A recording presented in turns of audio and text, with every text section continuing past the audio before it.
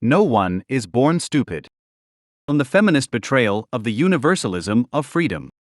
By Arend Langley Heinlein. When Hedwig Dohm published her pamphlet Die Anti-Feminism in 1902, her choice of title was a response to a fact that has since been forgotten. Before women began to call themselves feminists, the term was a slur used by those who were proud to be what Dohm described them as misogynists.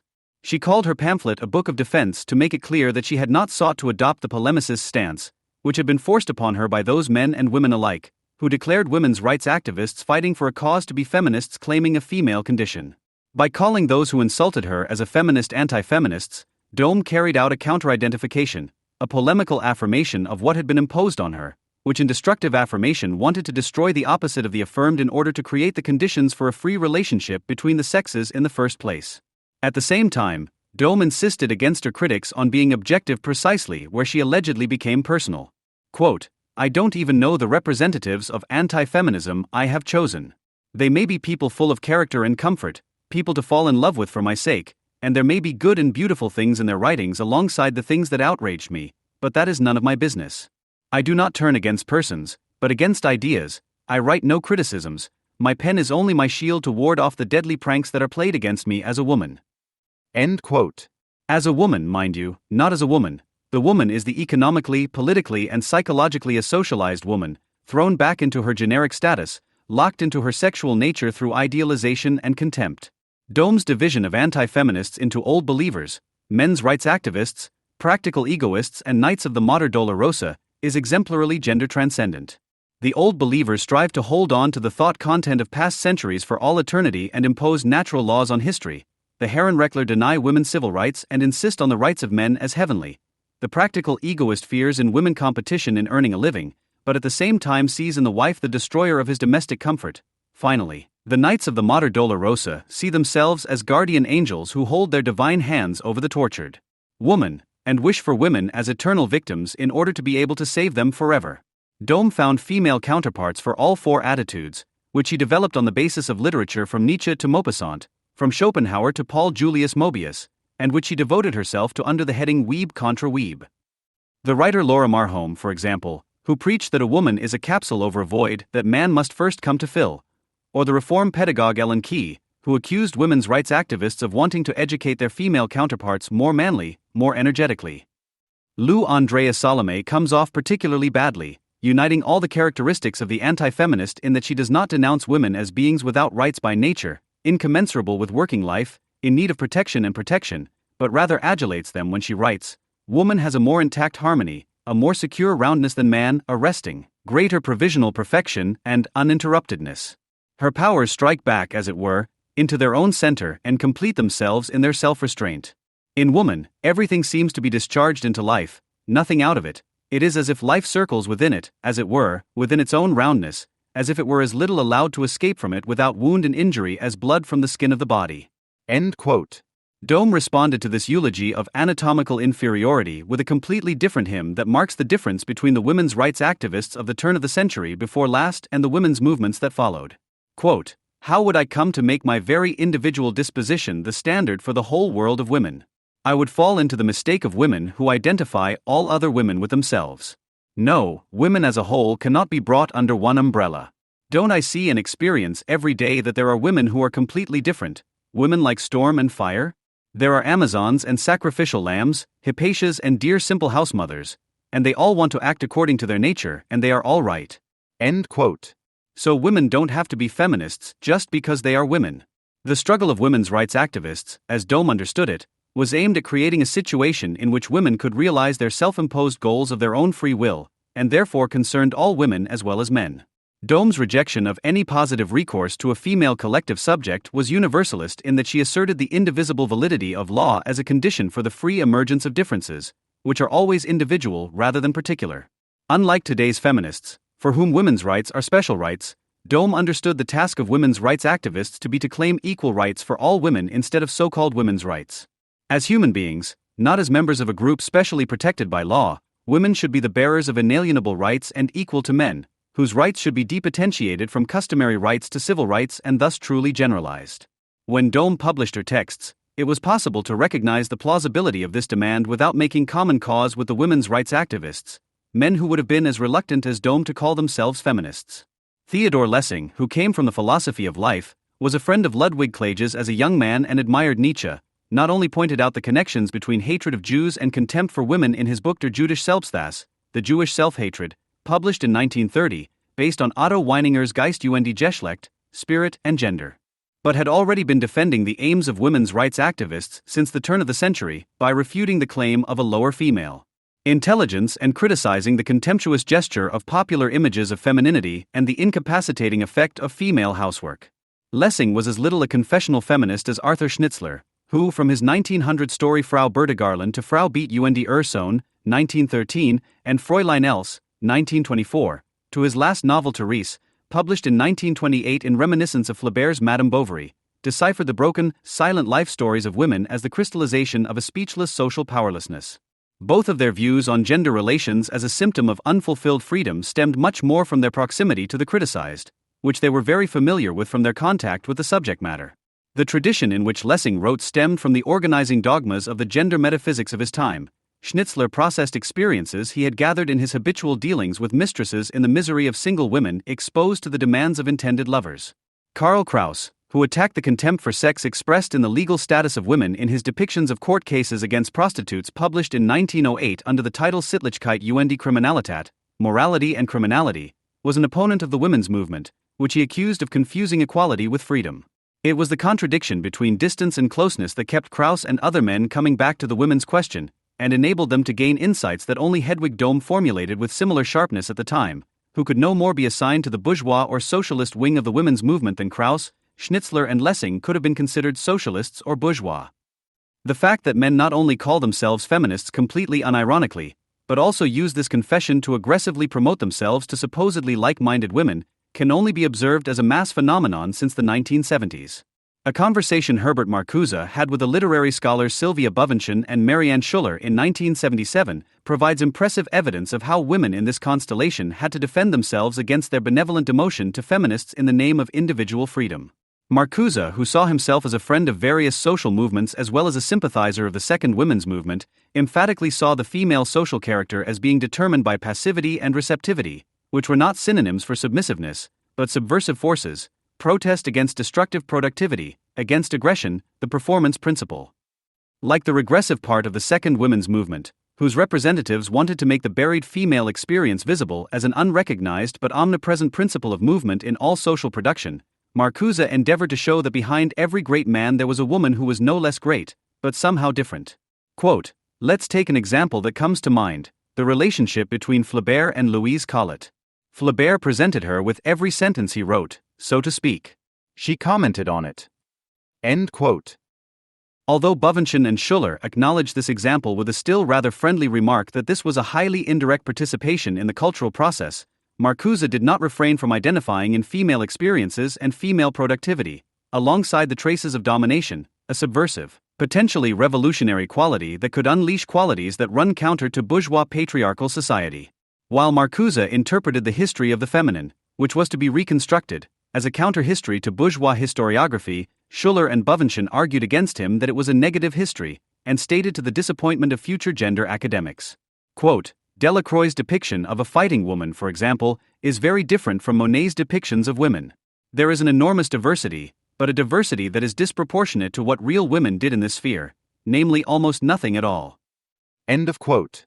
It is therefore not a female diversity that has been made invisible that stands in opposition to a monolithic male discourse of domination, which merely masks itself as diverse, but rather the unfolding diversity of the forms of production and expression produced by men is the real thing, in which the production of women has simply not occurred for a long time. Accepting this fact, which can no longer be changed, as the business basis of one's own work would be the end of what women and men would have to achieve together in the sense of a better society, in which the difference between the sexes would not have disappeared but would have been sublated. The mass emergence of men ostentatiously showing solidarity with feminism since the 1970s can be interpreted as a denial of such united opposition. The lack of understanding towards his students' refusal to allow themselves to be recognized by him as governors of a better world, the disappointment of the mentor who cannot come to terms with the fact that the next generation takes his thinking at its word against him, the feminist commitment of men of Schuller's and Bovenschen's generation mutated into an expression of totalized competition. While they were still rejecting Marcuse's view that, from the perspective of a free society, the needs of men are also those of women, in which they recognized a projection of conditions to be abolished onto a better future, at the same time Klaus Thueleit was already speaking and writing like someone who had brought the female, Jewish, black, Indian, experience so richly to sprout within himself that, united with women, he could take up the fight against the man in all of us, who is always a fascist. In 1977-78, Thueleit, not Marcuse, launched the rumor of the psychogenetic compulsory connection between masculinity and fascism in Manner Fantasien by projecting the Prussian social character of the soldierly man out of the thoroughly un-Prussian National Socialism and onto a diffuse, omnipresent masculinity. This trick, with which the extermination of the European Jews can be trivialized in the same breath as collateral damage in the battle of the sexes and the active complicity of countless women in National Socialism can be denied, has proved so attractive that everyone from the notorious masculinity therapist Rolf Pohl to the incel expert Veronica Crocker makes use of it.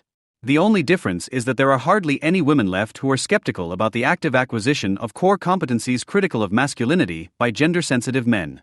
It is no longer the bourgeois man who insists on his customary rights, who is today the opponent of women who sue for the principles of equality and freedom against him. But women and men of various genders who have been brought into line in terms of gender politics are closing ranks in the fight against male and female white old farts who take the struggle of the past seriously instead of instrumentalizing it for their own resentments. Thomas Meinecke is exemplary of this habitus.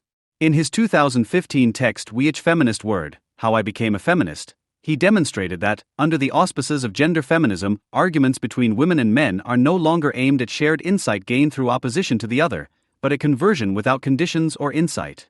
According to Meinecke, he publicly described himself as a feminist for the first time in 1998, thereby making himself disreputable.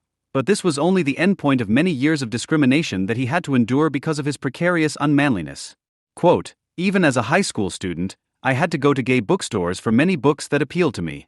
Although there was still one in my hometown of Hamburg at the time, I had to go to a women's bookshop first. Before I was born, my parents had the doctor accompanying my mother's pregnancy tell them, based on my heartbeat, that they were going to have a daughter. In fact, I was often classified as a girl for the first few years of my life. This may have led me to adopt a form of address that deviated from the norm and to practice a polyvalent relationship to gender. In any case, the typical characteristics of the aggressively combative boy, always striving for homosocial competition, remained completely alien to me. I've never had a fight with anyone to this day. End of quote. What sounds like the sycophantic efforts of a dull model pupil to get a one-night stand on the first Tinder date with a sex-positive LGBT activist is actually an application for a permanent place on the long lists of communication-oriented literary prize committees and blacklists of cosmopolitan book publishers. If Meinecke were to simply say that he happens to be a man, yet often doesn't really feel like one, doesn't know what his books have to do with his gender, and hopes that they are perhaps good for this very reason, he would receive an intolerantly bored shrug of the shoulders.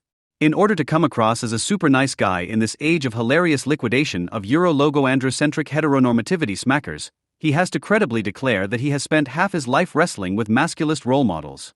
Quote, during puberty, my body didn't initially develop in line with my expectations, and I perhaps even developed something like gender dysphoria when I was sent to the women's department to buy a new pair of jeans.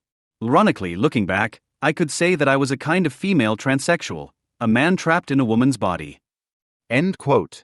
The unironically transsexuals who earn their living on the street or in sleazy establishments are certainly grateful that Thomas Meinecke can empathize with how they feel.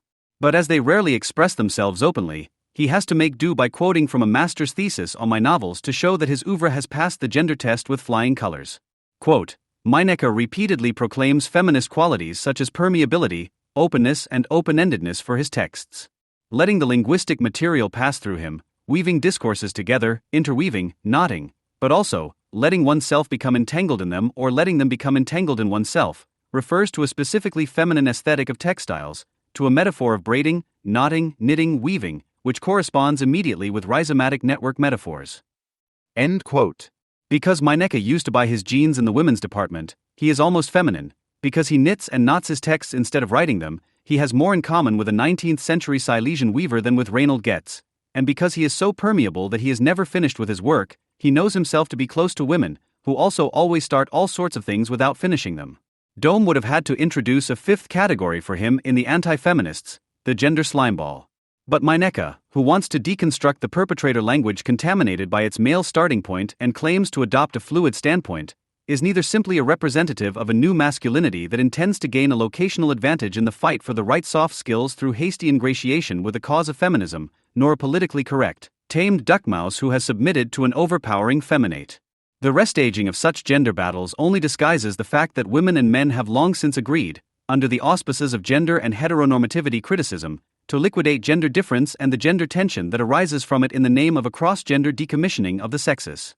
As a reproduction and communication schema, sexuality is omnipresent and is dealt with politically, academically, and in the media. However, the negotiation of questions of care work, the division of labor in partnerships, education, the feeling of sexual interaction, role patterns, and self-images, relationship concepts, and supposedly internalized stereotypes is not pursued in order to put an end to everything that hinders individuals in the development of their mental and sensual abilities during their own lifetime, so that individuals of each gender can finally do what gives them pleasure in conflicting ways.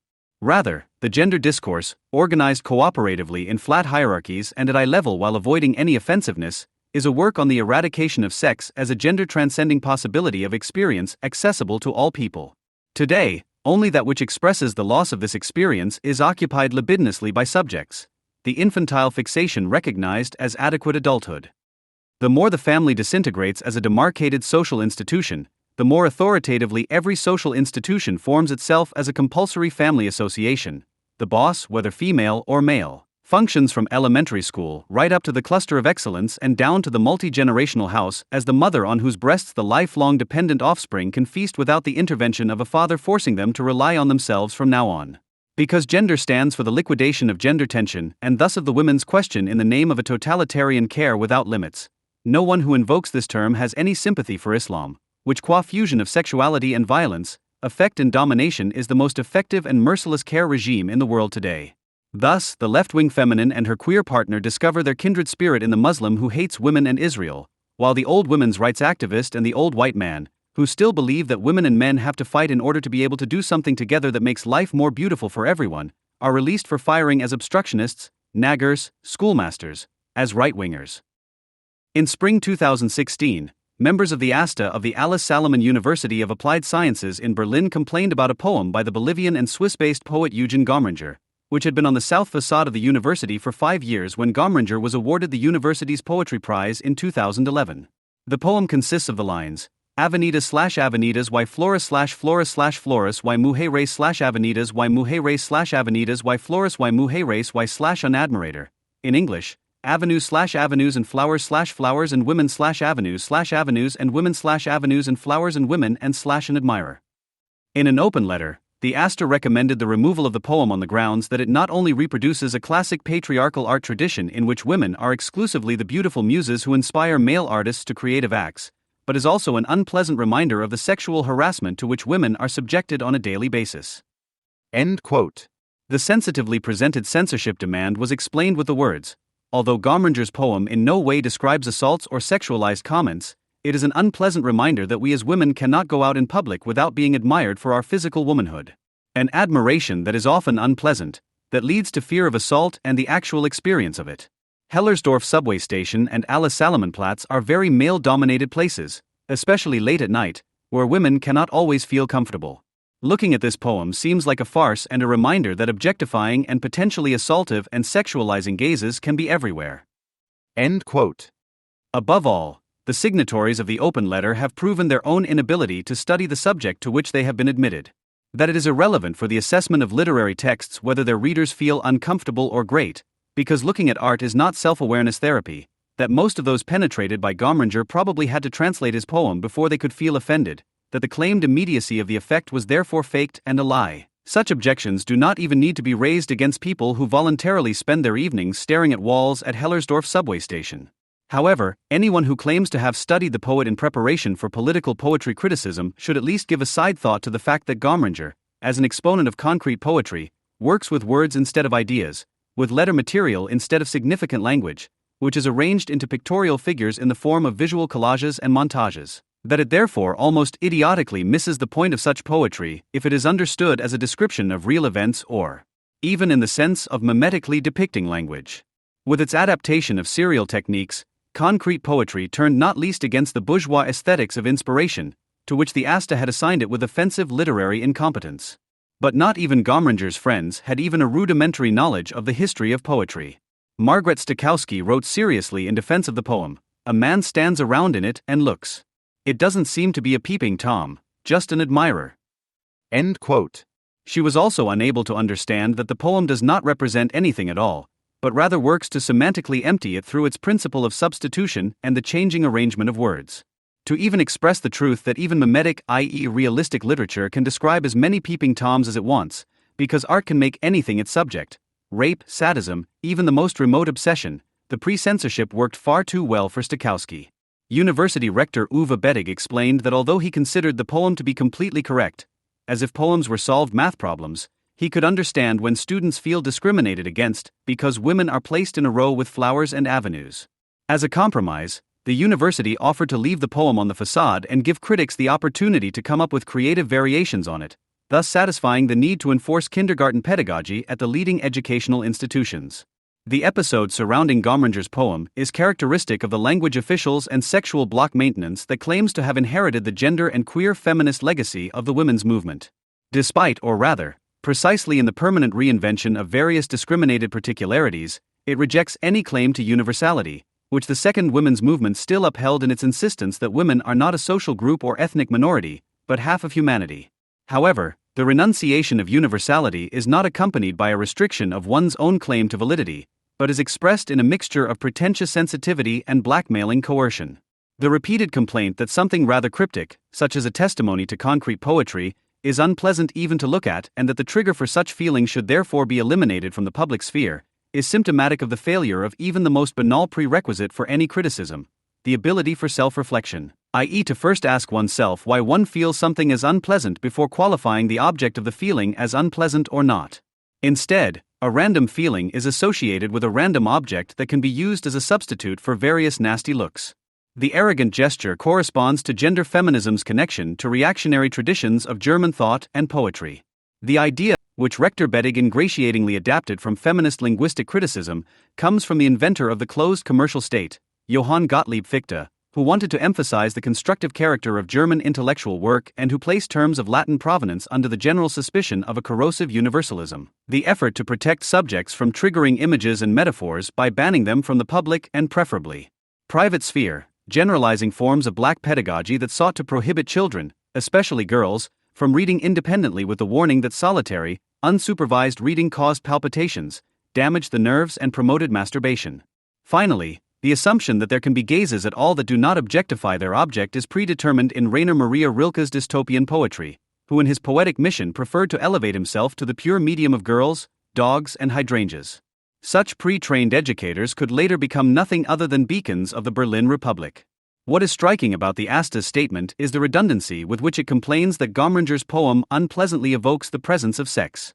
This connotation of memory as unpleasant points to the fact that the gender-political hygiene mania is not essentially directed against phenomena of social reality, but against the return of a repressed element in the subject, which is both fended off in panic and invoked in the defense. The second women's movement, which is only ever invoked by gender feminists insofar as its representatives were already just as reactionary as their grandchildren today, can help answer the question of what is being repressed and what is returning. In March 1977, a text by psychoanalyst Marina Moller-Gambaroff entitled Emancipation Mocked Angst, Emancipation Causes Fear, appeared in the Frauen, Women issue of Kurzbuch, founded by Hans Magnus Enzensberger, which for the declared purpose of feminist criticism of the patriarchal system, subjected the misogyny of the women's movement to a sharp polemic. Since men in bourgeois society are also exploited in a specific way, as Moller-Gambaroff emphasizes, thereby already limiting the concept of patriarchy that she herself uses, the hatred of men cultivated in large parts of the women's movement must be analyzed in terms of its symptom character rather than as an immediate reflection of reality. Quote, "A symptom is a compromise of repression and defense. Made unrecognizable by defensive work, such as displacement or condensation, the repressed returns in the symptom, which is a quasi-symbolic substitute for the conflictual unconscious process, i.e. also for the satisfaction of unconscious desires." End of quote. The symptom of hostility towards men is about fears from the early mother-child relationship that have been shifted onto the man. The hostility and oppression experienced in relation to the man is apparently much easier to bear than the direct confrontation with the early, symbiotic, omnipotent mother. The unconscious compromise is thus that hostility, already a secondary formation, and fear are retained, but another figure, man, is fought against, while the true target, mother, remains unrecognized.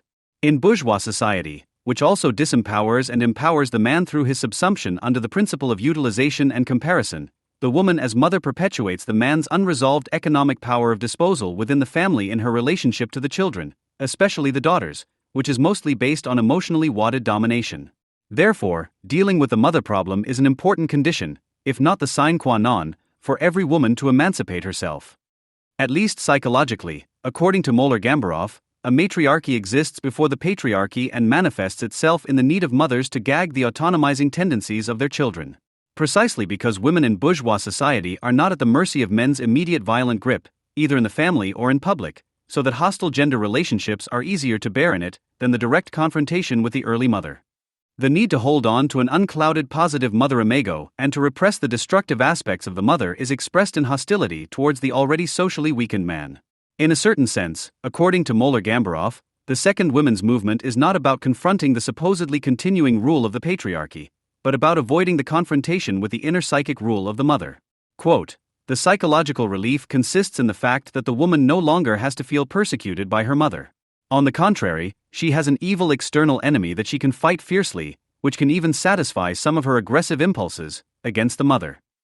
The extent of male hatred is thus proportional to her own helplessness and the resulting hatred of and fear of her mother." End of quote. In this way, the boastful, emancipatory habitus towards men serves the female need to maintain her own lack of freedom. Moeller-Gambaroff's appeal to face up to the fear that emancipation necessarily entails does not amount to a demand to be even angrier, snappier, and more aggressive towards the cardboard comrades of the patriarchy, although anger, if it is specific, can promote the ability to criticize. Instead, she calls on the women's movement to put an end to the repression of the aggressive, destructive aspects of female sexuality, which is a consequence of the unresolved relationship with the symbiotic omnipotent mother imago.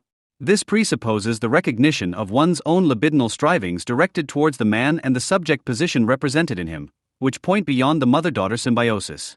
They do so because the male subject position, as a result of the genesis of bourgeois society, the development of which for Moeller-Gambaroff in the unbroken Enlightenment tradition is a necessary prerequisite for realized freedom, stands for the social outside world and for the individuation that takes place in confrontation with it and must be appropriated by women in particular instead of being fended off.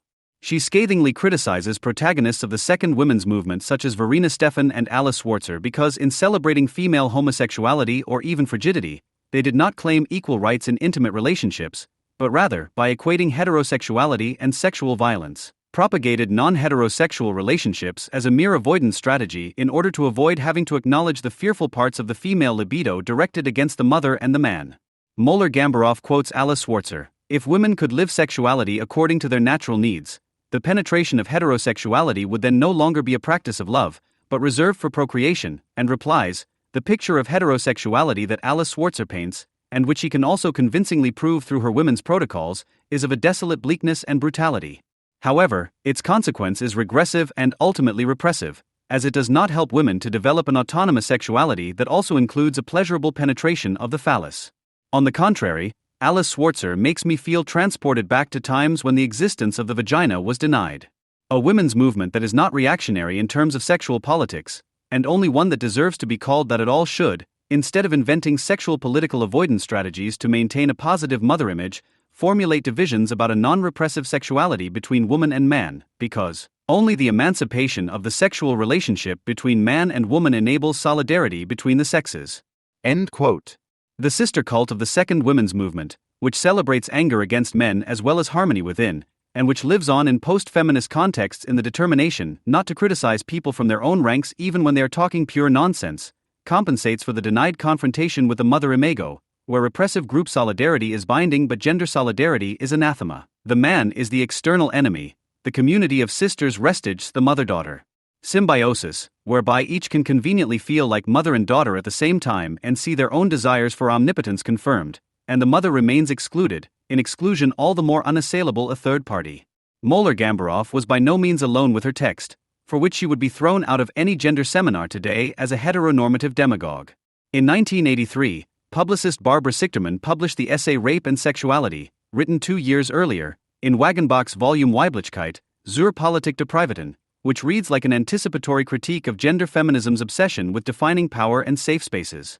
In it, Sichterman defends Peggy Parnas, who worked as a court reporter for Concret and was the first woman to be awarded the Pasha Prize by Emma because she had written in a text on the subject of rape that women often harbored the desire to be violently taken by a man themselves. Sichterman's response, which criticizes Parnas's choice of words but agrees with her on the matter, illustrates how far the sexual political regression not only of feminism but of the public as a whole has progressed since then. It has long been assumed that women's sexual fantasies include ideas of rape, that the idea of rape does not only turn men on, but it now seems to be empirically proven. Rape fantasies are no longer regarded as evidence of an elementary masochism of women, but as metaphors for the movements of hiding and discovery, of disappearance and appearance, of sensations of curiosity and fear, of pain and release, of deception and surprise that are inherent in normal sexuality. All these movements and sensations constitute a ritual, a game, to whose laws the performance of sexuality is bound. It is precisely this realization that is denied by the mainstream of the women's movement, which defames any memory of the connection between sexuality and pain. In contrast, Sichterman, like Moeller-Gambaroff, defends the aggressive, destructive, but also happy passive moments of female and male pleasure. Quote, "The core of my thesis is that pain is inherent in pleasure itself, that it cannot be divided between the sexes as a desire to inflict or receive, but rather threatens every individual who seeks or finds pleasure in the first place." End quote. Just as freedom will never become real as long as individuals do not reflect on their fear of being free, and that always also means unprotected, uncovered, alone, as long as they do not raise awareness of what within themselves resists the desire for freedom, the possibility of happiness remains abstract and unrecognized. That happiness always also means being given up, being lost, only a lostness without fear, without punishment, and without denial. The connection between pleasure and pain is, as it were, the trace of this connection in the history of the body. Rape differs from sexual pleasure, in which this connection remains present, in that it exorcises the memory of such pleasure from the victim's body. Sichterman writes, "Rape is only very much a sexual act. It is, as the women's movement has repeatedly made clear, first and foremost a demonstration of power, an attempt to re-establish the dominance of men by means of physical violence. The execution of the act of violence with a sexual organ does not sexualize this act, but only shows that the rapist not only despises and subjugates the woman, but also sexuality." End quote. Sichterman describes interested confusion of the act of violence with sexual play, which in reality trivializes the act of rape, as a mockery of women and sexuality, and comes to the following formulation: "It is very possible for a woman to say no where she means yes, it is just as possible for a man to do so. And both do not need to deceive, but could mean the yes in the no, just as, because of the dual nature of lust, a yes is sometimes difficult to separate from a no, one is expressed in the other, and lust may be increased through substitution, deception, and confusion, which are always also honest." End quote. When women and men of various self-chosen genders spend their professional and leisure time today devising gender-appropriate language rules, codes of conduct for every life situation and schemes of self-reflection, this expresses a panicked fear of substitution, deception, and confusion, which are not only a prerequisite for sexual pleasure, but also for friendliness, sociability, and shared knowledge in general. Authors such as Sichterman and Moeller-Gambaroff stand for a trait in which the second women's movement differs most from gender feminism, for a divisive gesture in which the insight lives on that emancipation, if it is to be more than a propaganda phrase for the purpose of mobilizing progressive human material, is only possible at the price of rupture, denunciation, desolidarization with precisely those whose protection and patronage seem most indispensable. The first women's movement was characterized by the fact that women become human beings.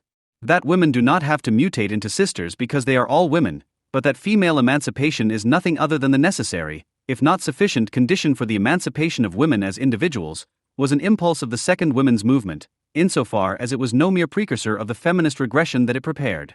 The first women's groups that emerged at the end of the 1960s were not founded in protest against somehow naturally repulsive men, as brutally dumbed-down net feminists like Paula Ermschler call anyone who doesn't suit them today, but as a response to a specific male social character.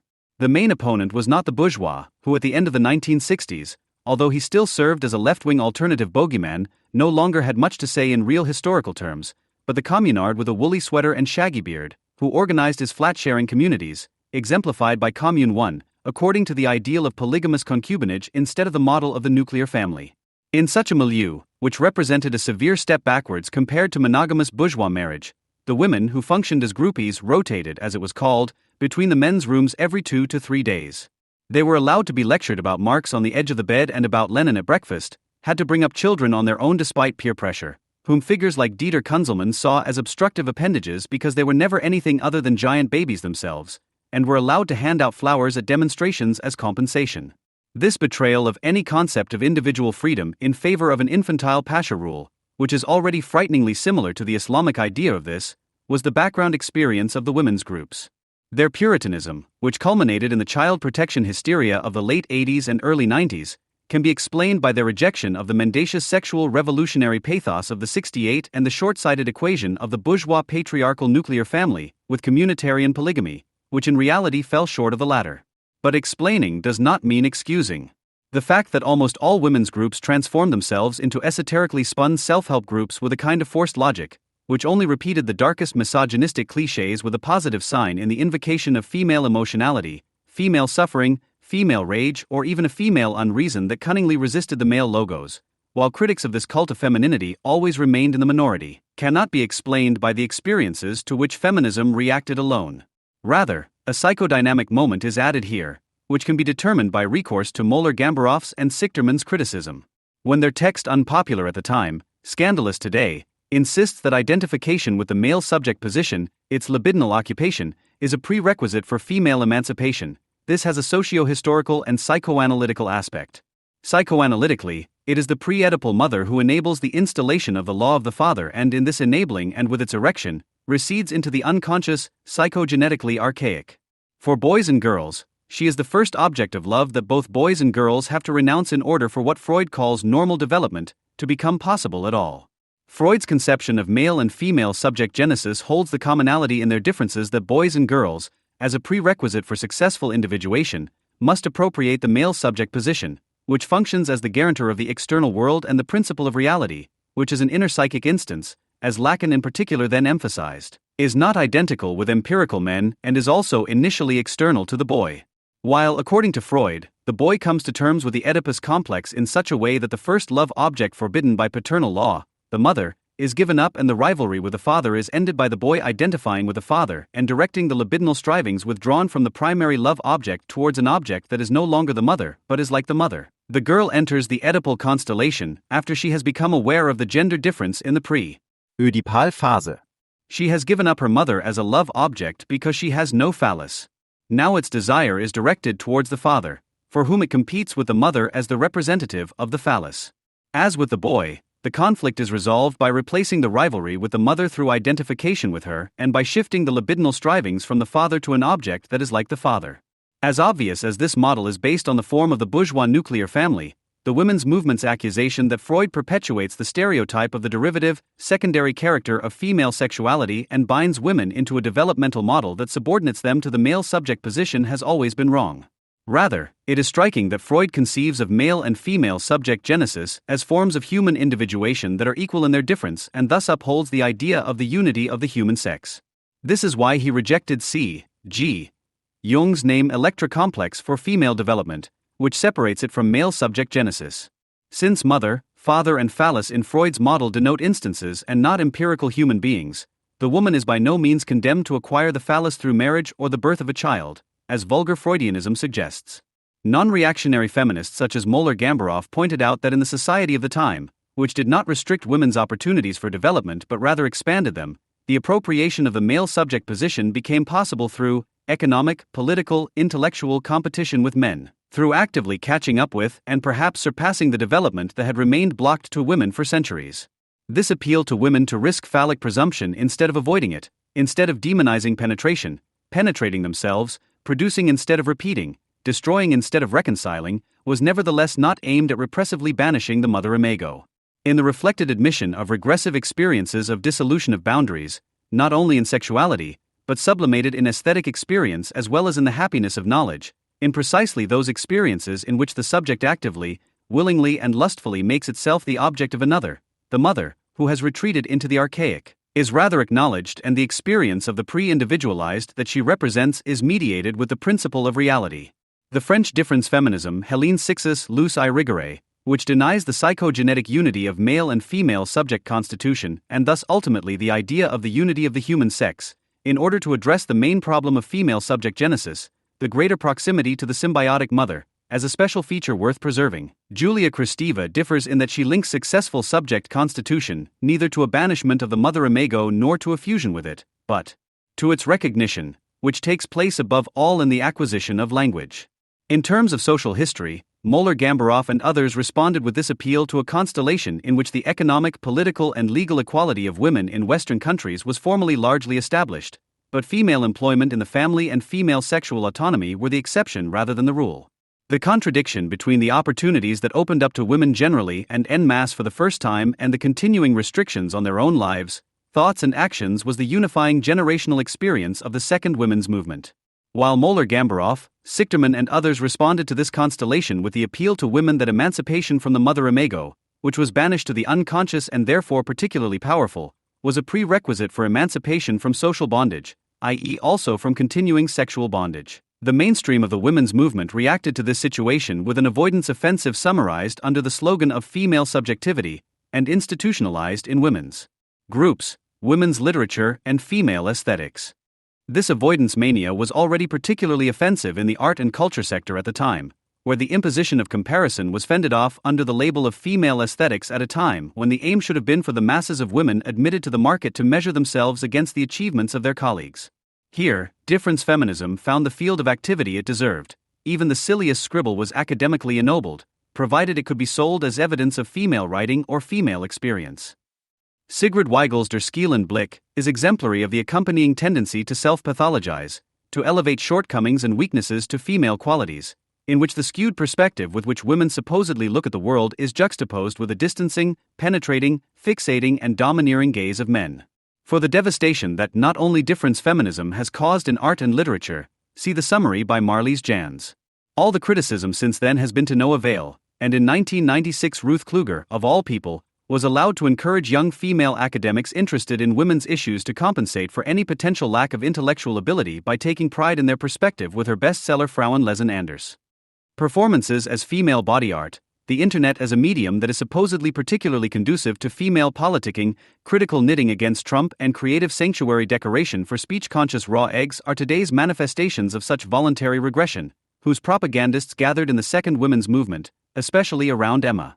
There, with Schwarzer as a tomboyish, always reliable supermother and the Schwarzer women as a purely female flock of children, the adherence to the archaic mother imago and hatred not only of men, but also of the subject position embodied in them, was practiced under the slogan "All men become sisters," which harshly denies the bourgeois concept of freedom, at precisely the moment when everything seemed possible for women. Sociologically, this attitude can be described as the self-exclusion of female subjects from the principle of comparison and competition that opened up to them through the formation of a sensitive aggressive isolationist cartel, the Emma cartel, so to speak, which promised with mass success what is constitutively impossible: emancipation without fear. By issuing the license to withdraw the inner psychologically censored aggressive parts of female desire from the conflict with the mother and to act them out in the proxy struggle against the man. The price was what is being demanded today not only by women, but also by various groups who are acting miserable, offended, and thus omnipotent in the name of emancipation: patronage, all-encompassing mutual supervision, omnipresent well-being, avoidance of any encounter with reality protection, in other words. As if a world in which everyone is protected from everyone else and most certainly from themselves could be anything other than hell on earth. Those women who accepted the challenge formulated by the opponents of Emma were already excluded from the women's movement as traitors in the 1970s because they had correctly understood that the phallic presumption, which was a female presumption, had to be directed first and foremost not against the male society, but rather against the authoritarian, obdurate, voluntarily stultified women in their own ranks. This realization found its forum in the magazine Die Schwarzboten, founded in 1976, for which not only writers such as Elfriede Jelinek, Ginka, Steinwachs, Friedrich Mayrocker, Eva Mayer, and Christa Reinig wrote, but also representatives of women's studies critical of feminism such as Sylvia Bovenschen, Elizabeth Lenk, Rita Bischoff, and Gisela von Wysocki. The Black Messenger consensus included the conviction that there is no such thing as female literature, only literature by female authors, that aesthetic judgment should not be based on the gender of the author, but on the canon of modernism, which is primarily defined by male authors, that the purpose of a women's story should not be the salvation of cryptic female potential, but the reconstruction of concrete female living conditions. And that people who advised against reading de Sade or Kant, Hegel or Miller, Freud or Bukowski, or recommended them only under the reservation of resentment because they were patriarchal men, were to be fought as propagandists of female stultification. The text Schleim oder nicht Schleim, das ist hier die Frage, slime or non-slime, that is the question here, which appeared in the first issue of Schwarz-Botten, critically anticipates gender feminism's defense against reality. Quote, readers will soon ask us about our relationship to the women's movement and our position. To begin with, both begin for us where the sticky slime of female togetherness ends. Nothing is easier than elevating stupidity to mediocrity, with which everyone can be equally satisfied. If, instead of things, the image of things is examined, things are bad enough, but if these images then acquire a usefulness that makes it impossible to perceive things at all, then the first step towards renewed immaturity has already been taken voluntarily. In this way, the desire for self-awareness and self-affirmation makes the self more and more invisible, and women confidently allow themselves to have thoughts without having any. This guarantees that new experiences cannot be made in the first place, or that only the old ones are made again and again. We do not expect our messages to become the content of new women's feelings. On the contrary, we intend to make the most ruthless use of our tendency towards consistency. In doing so, we proceed from the conviction that for the existence of the black messenger, she herself is more indispensable than those who read her. We have no interest in pursuing any kind of career as figureheads, but what we are striving for is the most ruthless fight against those women who want to take the rest for fools and make them pay for it. End of quote. The psychodynamic motives of the feminist regression are all named here: the inability to occupy objects, i.e., the inability to examine things instead of the image of things, the inflation of the concept of experience as a symptom of the loss of experience, the invocation of female togetherness as a restaging of the mother-daughter symbiosis. The response of the women's movement was clear. The black messenger existed for just 10 years and disintegrated into splinter groups before its end. Emma survived.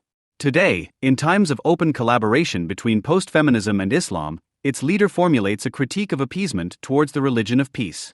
However, this is not so much because she has an idea of the significance of Islam in the present and the genesis of Islamic masculinity and femininity, but rather because for Schwarzer, who is closer to Islam than she believes, all men are basically Muslims and the only salvation for women is to gather under the protective umbrella of the supermother, who, as the ideal spokesperson for all women, ensures that the boys do not misbehave.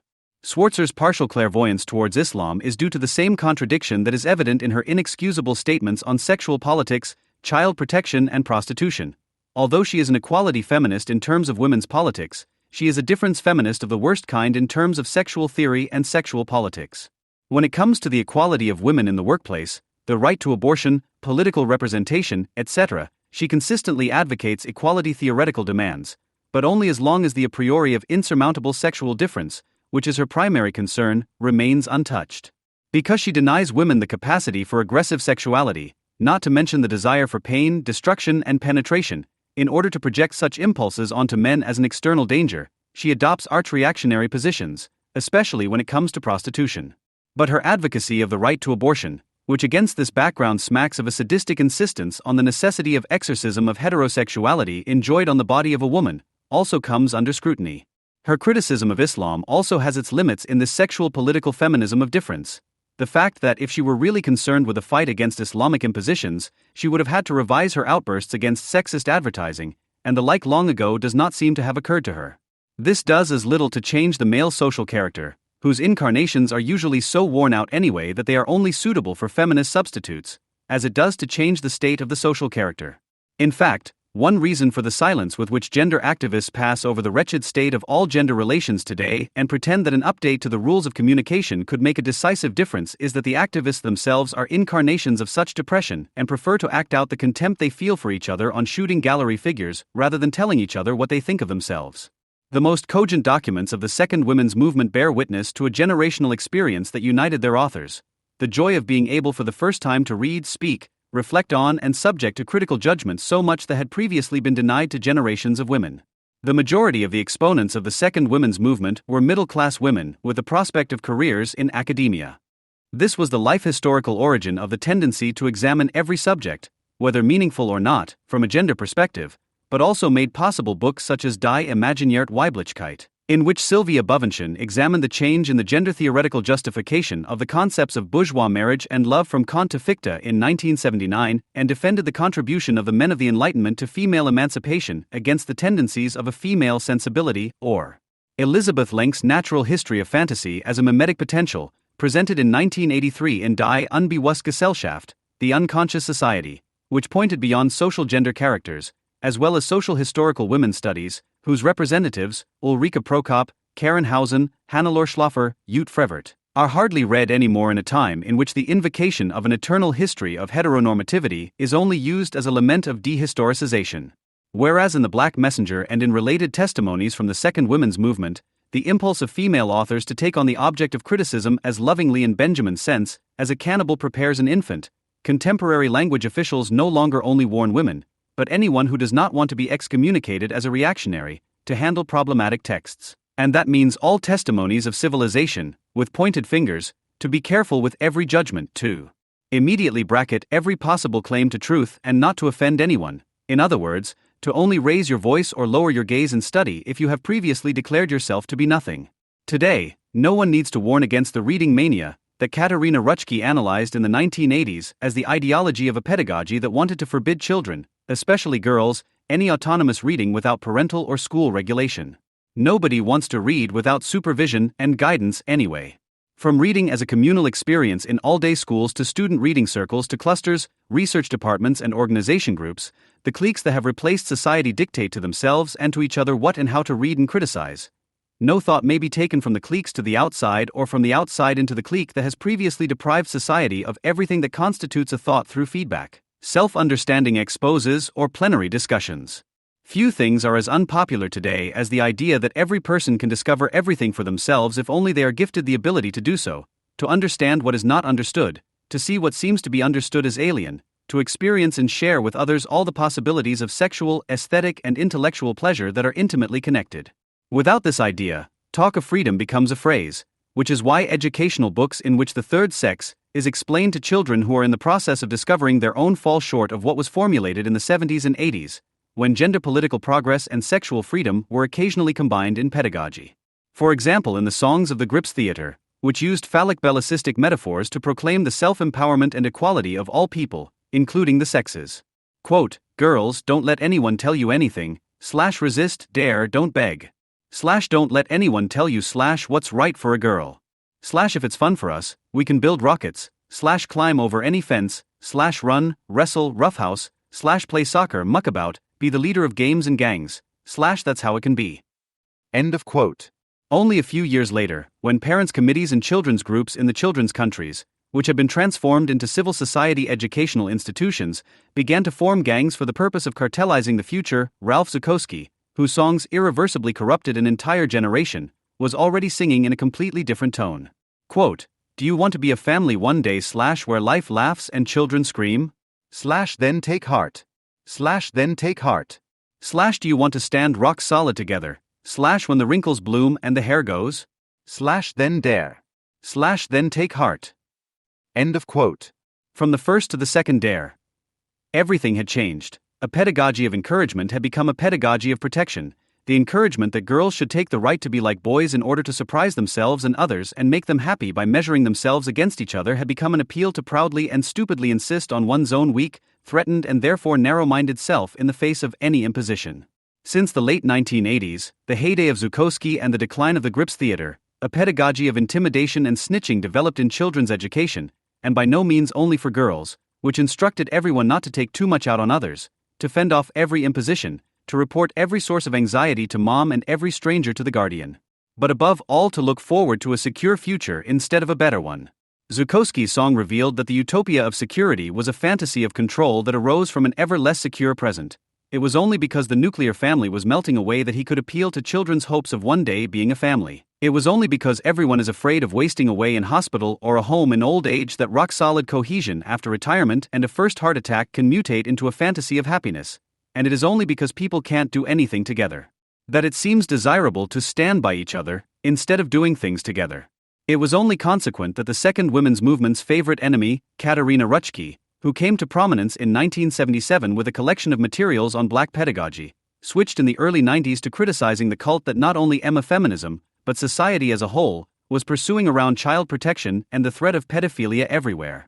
In her 1992 study Erregte Aufklärung, Rutschke diagnosed a backlash not only in pedagogy, but also in the women's movement, and pointed out the conditions that had made this possible: the social enforcement of gender equality while social inequality persisted.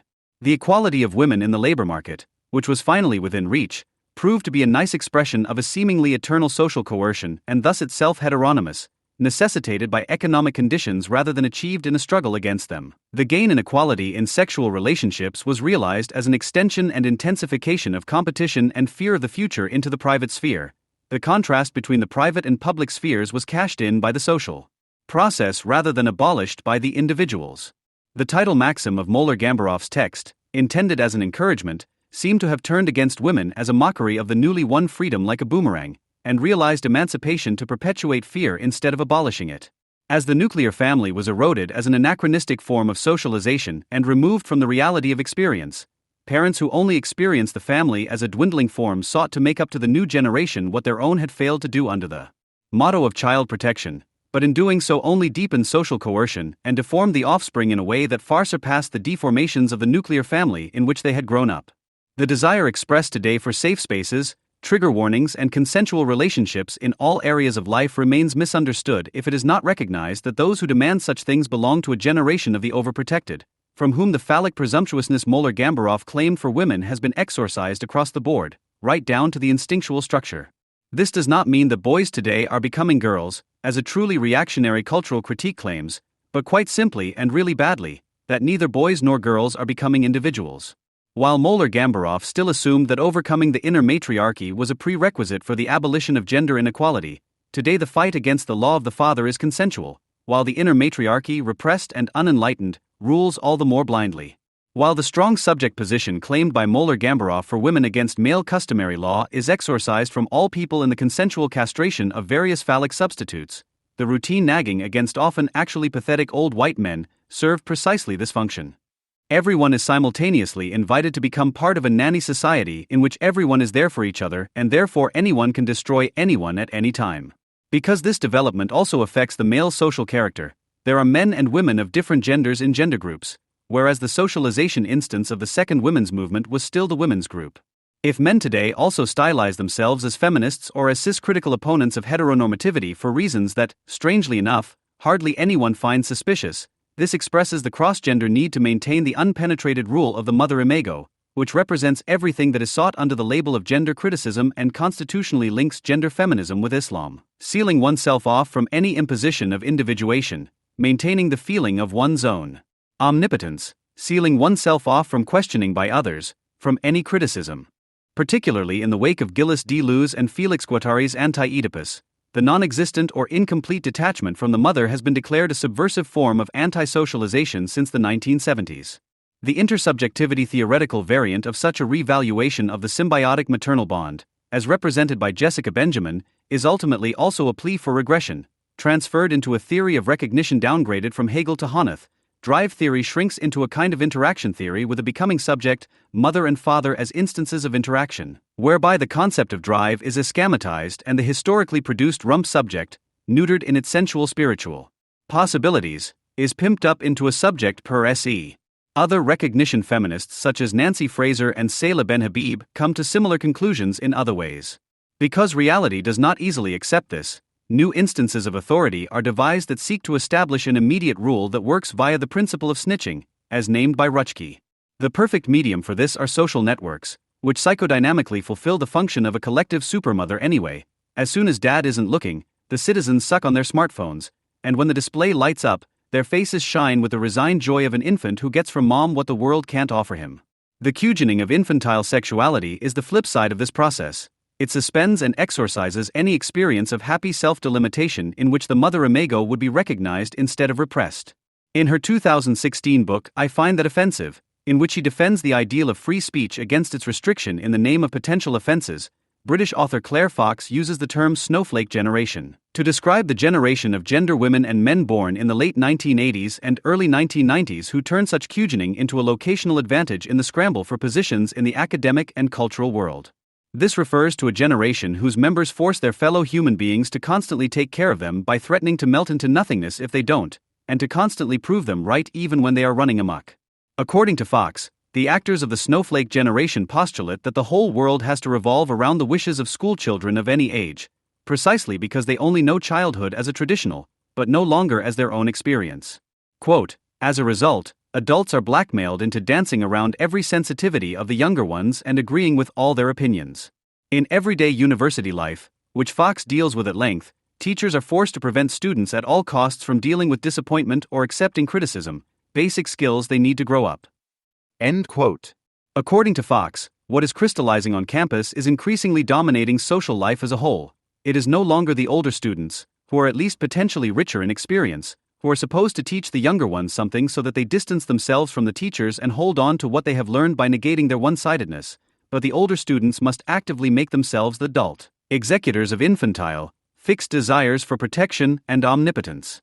Fox, who was a member of the Revolutionary Communist Party in Warwick and co-founder of Spiked magazine, recognized the affinities between such feminism and Islam early on and, within the framework of the Institute of Ideas she founded, tried to create a tool to support teachers at schools and universities in the not sensitive, but offensive fight against jihadist tendencies among pupils and students. Like Joanna Williams, who teaches at Kent and whose book Women versus Feminism seeks to show why, in the current historical constellation in Western countries, the objective interests of women necessarily come into conflict with feminism, and because of its history of success, Fox does not see herself as an anti-feminist, but as a renegade of feminism. In an interview with the YouTube platform None of the Above, Ella Whalen, the youngest editor of Spiked, replies to the benevolent insinuation, "You're a feminist, aren't you?"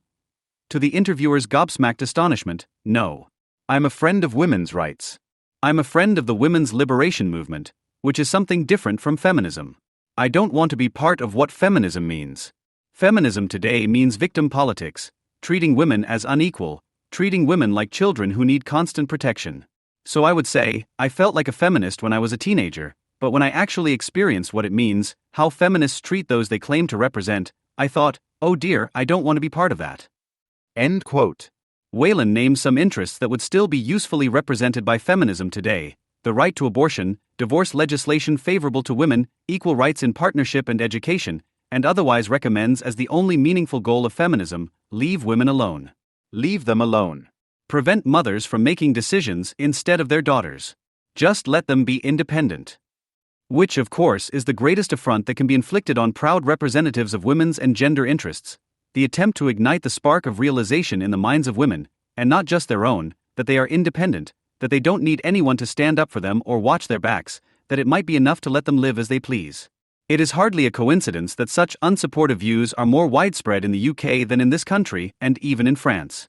The liberalism of everyday life, whose naivety is partly responsible for the fact that Sharia zones were able to establish themselves in major British cities earlier and with less resistance than elsewhere, still ensures that intellectuals who advocate freedom and progress, even revolution, are allowed to say things that are punishable by character assassination in this country. The no with which Ella Whalen answers the question of her affiliation with feminism is a different no to the one preached by anti-sexism. Not an expression of self-segregation against every unregulated experience, but of the refusal to surrender one's entire person to cliques that, at best, represent some of one's own interests. It is this no that Klaus Heinrich is also aiming for, saying no to all those who claim to represent the individual with skin and hair, to all those who try to sell their protégés the bad exchange of protection for freedom, to all those who are all too sure that one cannot live without them. To face up to the fear that the mere thought of such a no triggers and to say it anyway, so that at some point perhaps no one really has to be afraid anymore, that would be an act of emancipation. Contrary to what it might seem in the face of a culturalist, Islam-sensitive and reliably anti-Zionist post-feminism, and contrary to what some Ronja von Ron groupies would like, the women's movement in Germany was no less than in other Western European countries a movement element of bourgeois society, to whose imminent contradictions it reacted, albeit much later in Germany than in Great Britain or France. While the Constitution of the Weimar Republic still stated, men and women have the same civic rights and duties, it was not until the Basic Law that it was stated unreservedly, men and women have equal rights. End of quote. It was only later, less than 60 years ago, in the Act on Equal Rights for Men and Women passed by the Bundestag on July 1, 1958, that provisions were laid down that post-feminists in particular take so much for granted today that they prefer to discuss language gendering, heteronormative toys and structural, everyday sexism. These provisions include the abolition of the man's right of final decision in marital matters, the definition of marriage as a community of accrued gains, i.e. the woman's right to dispose of the assets she brings into the marriage, the woman's right to be gainfully employed without her husband's consent, the restriction of paternal prerogatives in child-rearing, the woman's right to use her maiden name as a suffix, now also as a name. Many of these rights have been extended and revised in the following decades, with quite contradictory results. As a logical consequence of the increasingly thorough erosion of the nucleus of the nuclear family by the enforcement of the capital relationship, the wife's right to employment has de facto become a necessity dictated by economic self-preservation. In view of the erosion of the nuclear family through the cross-gender subsumption of individuals under the capital relationship, the privileged status of women in child custody appears to be institutionalized parasitism, which is why even women who have long been excluded from the labor market through marriage are now expected to secure their own livelihood in the event of divorce. Through the necessity of gainful employment, women learned what their immaturity, fixed by family policy, deceived them about, that the wrong society works into its supposed opposite, and that marriage and family, although they are undoubtedly more than agencies of society, because they preserve abilities that are always in opposition to that society and point beyond it, do not give one the means to buy oneself free from social coercion, as it were. The incapacitation of children, often enough the result of dependency in marriage due to the mother's need for domination pent up inside, can be broken by the modernization of custody and maintenance law, sometimes at the price that the father, castrated in his social power, takes out his anger about the liquidated privilege on his wife and children even more so after the divorce, and with the approval of the authorities. Further institutionalization of equal rights for men and women took even longer. The criminal prosecution of marital rape as sexual assault has only been possible in Germany since 1974. Since 1997, the offense of rape has no longer been defined as only extramarital, so that sexual violence in marriage can only be prosecuted as rape instead of assault since then. The fact that the bourgeois revolution in Germany was a belated and failed one, and that an economically and politically independent bourgeoisie was never really able to emerge there has its correspondence in such delayed development in the implementation of legal and political equality of the sexes. Nevertheless, this was no mere delay. Rather, archaism and progress in German society merged in a barbaric way in the area of gender politics. Just as National Socialism by no means relegated women to their role as housewives and mothers, but instead spawned a national chauvinist feminism and, while strictly upholding the racial barrier, also enabled promiscuity and sexual libertinage for women to an unprecedented extent. So it intertwined modernity and regression in all areas of gender and family policy. Abortion was illegalized. In the name of popular demography and made possible, indeed propagated and if necessary enforced for the prevention of hereditarily diseased offspring, means of contraception were frowned upon demographically and recommended in terms of sexual policy. Gynecology and sexual medicine, subjected to the principles of eugenics and selection, produced bolder inventions and innovations than before. This prehistory, which continues to have an effect today, has had a significant influence on the regressive trait that already characterized the Second Women's Movement in the Federal Republic of Germany and which comes to fruition in the experience-less, authoritarian indoctrination practices of gender ideologists. While in France, for example, the Universalism of the women's movement, which beyond the politically claimed gender identity, aimed quite republicanly at the individual, who is not determined by any gender and is not absorbed in any identity, remained alive in the writings of Elizabeth Badinter, Claude Habib, Catherine Millet and other French feminists. Attempts in Germany to understand the women's movement not as an anti-bourgeois and anti-male event, but as part of bourgeois emancipation, have always remained marginal. And while post-structuralism and deconstruction, although they originated there in terms of theoretical history, have less significance in France in terms of contemporary history, the voluntaristic approach of the German women's movement meant that they were able to come into their own in this country long before they became dominant throughout the West via the Anglo-American countries. The Second Women's Movement in Germany was the earliest to develop the traits that grotesquely characterize today's gender theories. These are, above all, an identity fetishism that hallucinates itself as critical of identity, which today does not focus on the female identity but, supposedly pluralistically, on dispersed gender identities, as well as a characteristic shift of interest from socially constituted forms of domination to language as a supposedly comprehensive constituent of society, domination, and gender. In the 1970s, identity fetishism expressed itself in the invocation of an unhistorically conceived female writing, a female aesthetic and similar substantialisms, which were already criticized at the time by Sylvia Bovenschen, among others, but nevertheless became the pseudo-theoretical legitimation of an entire genre of female literature on well-being and self-awareness. One of the earliest testimonies to the shift of feminist interest from economics and society to the sphere of language and the accompanying feminist language criticism is the 1984 study Das Deutsche als Mannersprach, German as a Male Language, by linguist Louise F. Pusch, who, together with linguist Senta Trommelplatz, is considered the founder of feminist linguistics. The commemorative publication published on Pusch's 70th birthday bears the apt title Die Sprachwandlerin. In a good sense, Because Pusch differs from academic cyborgs such as Lon Hornscheid in that she does not misunderstand language as a formless and insubstantial instrument for the purpose of shaping reality according to her own delusions of grandeur, but rather seeks to decipher it as a form of expression of society. In a bad sense, because even with her, insights into the connection between language, society, and gender are usually prevented rather than made possible by the experience-resistant women's political arbitrariness of the approach. Above all, however, Pusch, whose interventions made the now old-fashioned Binnenei so popular in the 1980s, has laid the foundations for what today's gender-language policy pursues to the point of self-caricature. The attempt to change society by linguistically straightening the corridor and, instead of understanding and criticizing social relations, to understand them as language-generated and thus unrealize them. Pusch's book is enlightening where she truly unfolds the linguistic, historical, and grammatical peculiarities of German, instead of merely using them as evidence of a patriarchal androcentric contamination of the language. Examples of this are the awareness of the linguistic historical origin of metaphors, the question of why the feminine form of words such as her first Hund is the derived form, while the masculine form is derived from Witwe Katze Gans, so that the her appears masculine in a more substantial way than, for example, the Witwer, which is basically a derived widow, or the observation that although there is a feminine equivalent to the terms man and gentleman, woman, lady, there is no masculine equivalent to woman. If one is aware of the limitations of such a view and the fact that there is no derivational connection between social and linguistic historical developments, such a gender-political interpretation of linguistic and grammatical history can be productive, for example by making us aware that weeb not only has no male equivalent, but is itself neuter, and that this fact perpetuates the demeaning use of the word in the gender metaphysics of the 19th century, which reduces women to the generic sphere. Unfortunately, such social historical insights are already exceptions in Pusch's work. The examples in her book that have set a precedent are not those that open up the connection between language and society, but those that obscure and deny it in the name of feminist language politics, such as the false assertion that the German man has anything to do with man, and not with the gender-transcending French on and English one.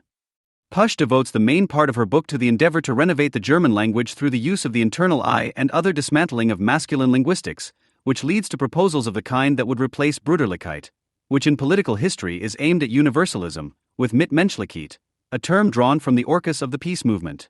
It would be worth considering the extent to which the feminist fetishization of the connection between domination and language, as already hinted at here, can be understood as a reflex of the specifically German tradition of purifying language in the service of national unity projected onto the terrain of gender politics.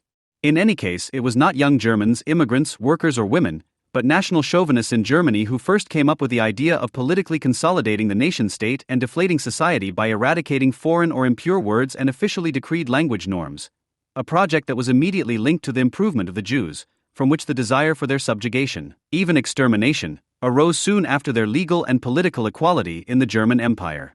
Many of the language purifiers gathered around the General German Language Association founded in 1885, which also included national conservative Jews such as the philologist Eduard Engel, regarded foreign words as Jews of the language.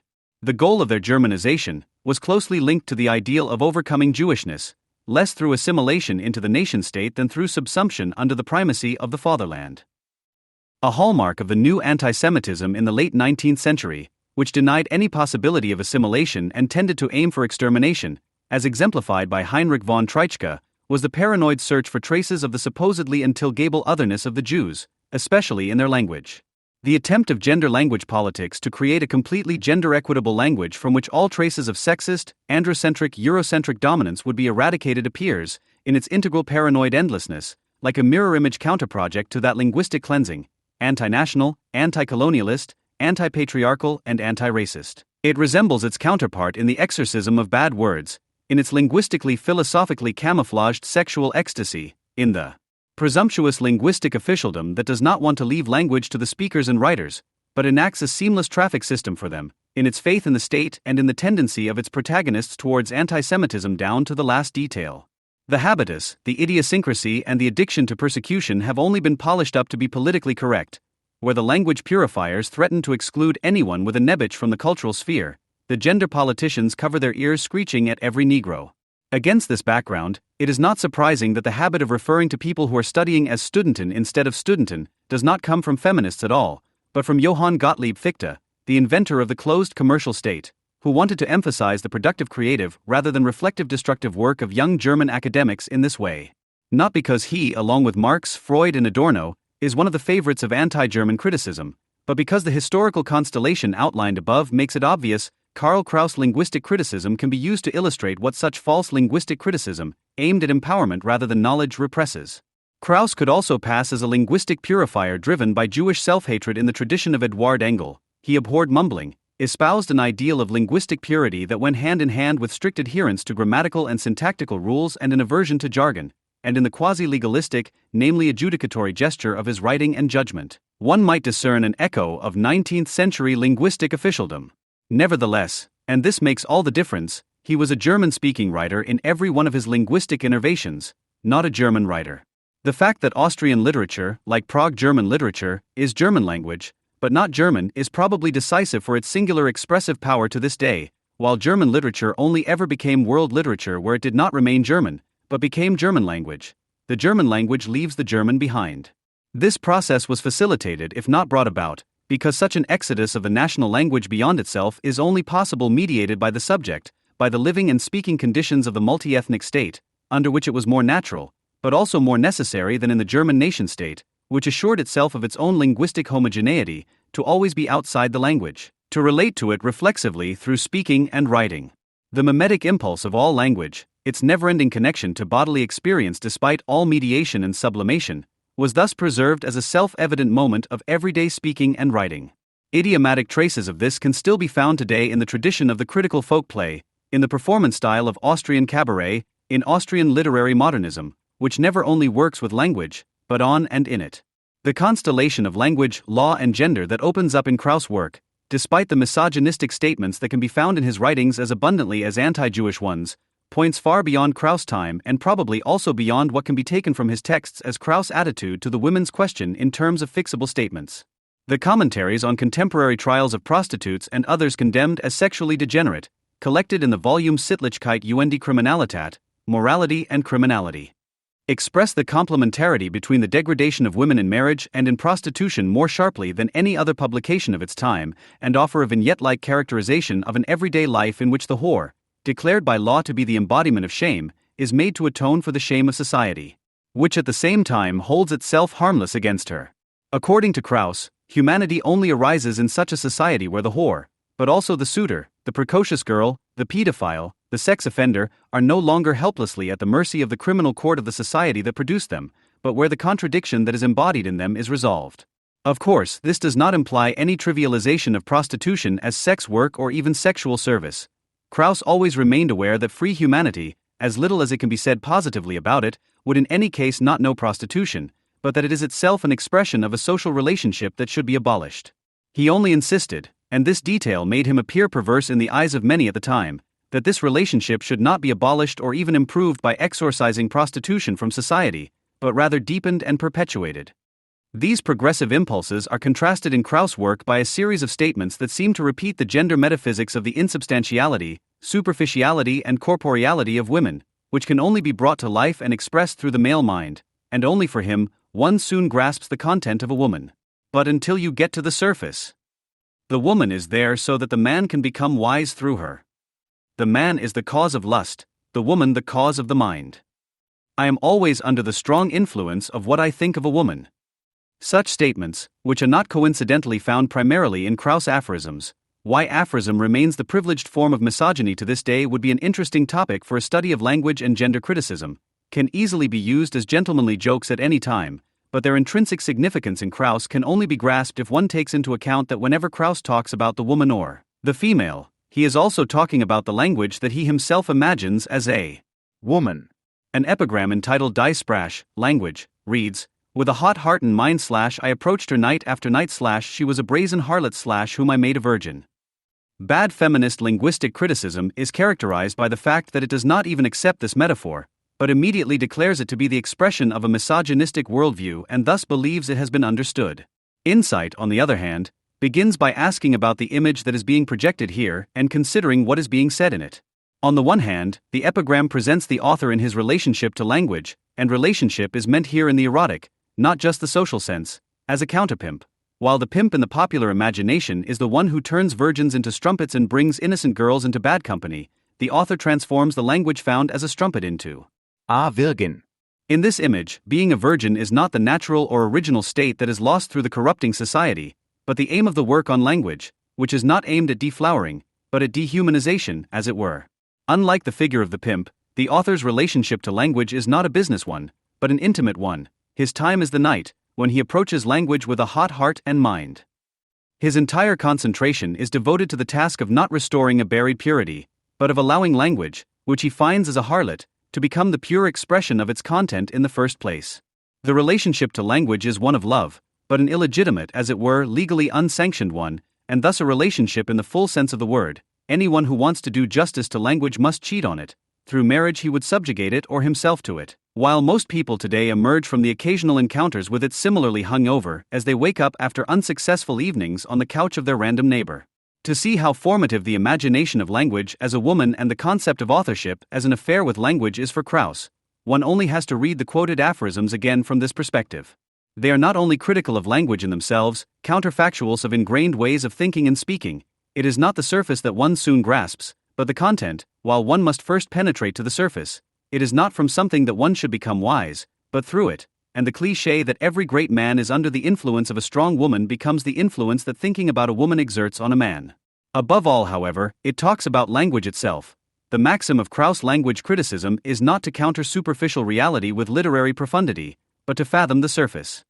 The imagination of language as a woman and of authorship as a liaison with language does not reiterate the organizing cliché of woman as nature, animated by man with spirit, and of language as body, which must be fertilized by spirit, but rather the relationship between logos and eros, spirit and body, their mimetic relationship, is understood as constitutive for language. For Krauss, the first thing is always the form of language, which must be followed down to its most extreme nuances so that it can be driven beyond itself and become knowledge. This is why his aphorisms, unlike the Herrenwitz, do not demean language into a means of chauvinistic bravado, but follow the form of language rather than a predetermined purpose, even where the level of the statement can be understood as misogynistic, and for Krauss this is neither masculine nor feminine, but mimetic and points beyond duality. This is why language, as Krauss conceives it, always speaks against narrow-minded masculinity. Its relationship to gender identity remains a negative one, precisely because eros and logos are reconciled in it. I am not for women, but against men. Krauss was already aware of the difference between social and natural gender identity, although he did not subsume the two as their construction. Instead, he pitted the two against each other in order to prove that the contradiction to which the difference refers was worthy of abolition. The contradiction, mind you, not the difference. In this way, the notorious opponent of the women's movement can formulate a plea for women's employment that is unsurpassed in its sharpness by the women's movement itself. Every woman who strays from the path of sex into the male profession is more genuine in the feminine, more cultivated in the masculine than the horde of weaklings who grin at it in the snatched-up tone of new knowledge and who only experience their own degeneracy in it. The woman who studies psychology is less lacking in gender than the psychologist, who is a woman, is lacking in her profession. End of quote. In order not to be completely lacking in sex, in which the memory of the individuals of the first nature lives on, the individuals must stray from the path of sex, in which the curse of the first nature is reproduced. In the adjudicative language, which banishes the corrupted found language in order to remove the social spell from it, this contradiction is linguistically abolished and thus the reconciliation of the sexes is also anticipated. In the language of the Enlightenment, Frauenzimmer was an honorary title, a name for women who sought to free themselves from their self-inflicted immaturity through education, self-enlightenment, and profession. Only later did it become an objectifying, derogatory term for troublesome women. Krauss uses the word pejoratively for troublesome men and gives it back its dignity as a term for women. In it, he demonstrates that no language has ever been men's language, just as little as any language, least of all legal language, can become gender just, because it always aims for universality. Law suspends justice, which only perpetuates injustice. As reflected mimesis, all language points beyond gender, which of course is expressed in it, like the sublimated drive. Whoever speaks in this sense has not found a place to speak, but the place of knowledge in language. There are two different answers, one civilized and one German, to the paradox of a social condition that on the one hand constantly produces masses of dissatisfied people, but on the other hand makes the psychologically and physically frustrated, according to their own character structure, the exact mirror image of what they should be rebelling against. The civilized one, in the spirit of bourgeois egalitarianism, expects the degraded to have the subject status they are in danger of being deprived of, and appeals to them as empirically unfree individuals who are nevertheless to be treated as free and equal, not to allow the memory of their own freedom to be driven out even in a state of degradation. The German answer, which is not only advocated by Germans, but is particularly popular in this country, advocates, on the contrary, throwing as many people as possible with the dirt you yourself are in, because only collective defilement creates that aggressive feeling of warmth in which the body of the people experiences itself as a collective subject. Anyone who advocates the first answer is usually denounced as a snob in view of the hatred of any form of happiness and freedom from purpose that constitutes the German community of solidarity. The second answer, on the other hand, not only increasingly determines everyday social behavior, but also forms the fabric of an entire sector of cultural production. The currently most popular exponent of an I want to remain as I am insistence on my own degradation is probably the alpha girl Charlotte Roche, whose Wetlands, as a feuilletonistic discourse swamp, was allowed to swallow the emancipatory remnants of the women's movement in the name of a casual commitment to the natural penetrance of female body odor. The fact that feminists should neither wear makeup nor perfume because this could make them attractive and thus a sexual object, has been one of the biggest misunderstandings of the second women's movement since Alice Schwarzer and Verena Stephan at the latest. It was Roche, however, who turned the Protestant renunciation of luxury accessories into a hedonistic winning strategy with which one can be particularly sexy in precarious times and stand out as a post-left scene groupie on all channels. Wetlands focuses on an 18-year-old who is in hospital because she has injured herself during an improperly performed intimate shave and who now discusses her hygiene and masturbation practices as well as the sexual appeal of urine, bodily exhalations and menstrual blood. The novel, which is based on the vulgar feminist confessional literature of the 1970s in terms of subject matter and language without sharing its larmoyant affirmation of female victim status, was sold and received as a snappy critique of the beauty and hygiene craze, which is increasingly shaping the everyday consciousness of female teenagers through advertising and casting shows and against which Roche, as a self-proclaimed body excretion recycler, pleads for the open-hearted admission of one's own disgust and dirt preferences. But as sympathetic as it may seem when Roche polemicizes against Emma and encourages young women to pay more attention to their own needs than to fashion compatibility when it comes to personal hygiene, the thrust of her criticism is ideological and therefore capable of gaining majority support, whose shamelessness has less to do with a commitment to luxury and pleasure than with an affirmation of female naturalness and authenticity recoded as a breach of taboo, which threatens to suffer damage through too much self-adornment. While the enthusiasm for menstruation and anorexia in female self-awareness literature in the 1970s was in the context of a thematization, even if hypertrophic, of the real wounds that women inflict on themselves when they are torn between their own and other people's demands, Roche establishes clear relationships. She identifies the evil principle in the technologies of the slimming and beauty industry, the good in the regression to the creaturely suchness of the female body. As in the animal kingdom, the excretions and odors of the body become an immediate part of Roche's courtship, which looks better in sweaty sheets than in an exotically scented bubble bath. Masturbation is ecologically correct with avocado seeds. Saying yes to one's own stench without shame and renouncing the distance to excrement instilled in the ego by a civilization that is perceived as heartless seems to be a prerequisite for being able to say yes to the body in a relaxed manner. The response to Schwarzer's sexual hostility, which Roche defends herself against with the defiance of a refractory pubescent, is not an affirmation of fashion and luxury as a means of increasing erotic self-pleasure and the pleasure of others, but a call to reflect on the animalistic residues of one's own corporeality. The myth of the fairer sex is replaced by a belief in the stimulating effect of vaginal mucus and underarm sweat, nudity and poverty as aphrodisiacs of a reality reduced to its natural state. The valorization of brute, unaffected rawness is orchestrated by a hype of TV shows that assert asociality and wreckness as norm-forming in the sense of a society that refuses to compensate for the individual's failure with counter-images of sensual fulfillment. Their beautiful appearance could not only outshine reality ideologically, but also highlight its desolation, and is therefore no longer even tolerated as an illusion. Almost all the relevant chav and chick talk shows, as well as formats such as The Model and The Freak, where models teach ugly and uptight candidates about self-confident appearance and body care, or Celebrity Rehab, where drug-addicted and otherwise washed-up celebrities are publicly rehabilitated, follow a dual strategy that can also be seen in the media execution of teen idols such as Britney Spears or Amy Winehouse. On the one hand, rigid standards of beauty and behavior are established, which the demented and deficient, who are presented as representatives of the precarious majority in the aspects of their habitus that are not suitable for the public eye, must strive to meet. On the other hand, the audience is made aware that the successful and beautiful themselves are not suitable as fetishes of longing for a better life, but as mental and physical wrecks, if necessary to the point of destroying their physical existence, must constantly struggle with the consequential costs of their privilege. While in The Model and The Freak, marginalized and deviant characters who make nothing of themselves because they are too fat, too shy or still too subject-like to survive in life, are being ghettoized into better types under the guidance of the rich and established. Shows like Celebrity Rehab demonstrate that the rich and established are just as brimming with depravity and self-loathing as the rabble cast elsewhere. Just as the freaks and losers are taught that the successful end of their performative reprogramming is not the redemption from inferiority and fear and a happier existence, but the final affirmation of their own de-selfing, so celebrities like Spears or Winehouse act as living demonstration objects for the commonplace lie that money and luxury do not make people happier. The self-destruction of today's anachronistic pop icons such as Janis Joplin or Kurt Cobain still possessed an illusionary, but also utopian semblance of individual tragedy. Here, at least one could believe, someone had decided to lead a short life of their own rather than a long, but externally determined one. The decline of postmodern pop idols such as Spears or Winehouse, on the other hand, only proves that there is no other way through life for anyone, rich or poor, ugly or cool, than the forced march. It is precisely in the complementarity of the TV formats mentioned that the message to the recipient, who is more likely to be a freak than a model, is to be found. To vegetate meagerly and undignified is not a shortcoming, but an asset that can be used to gain weight.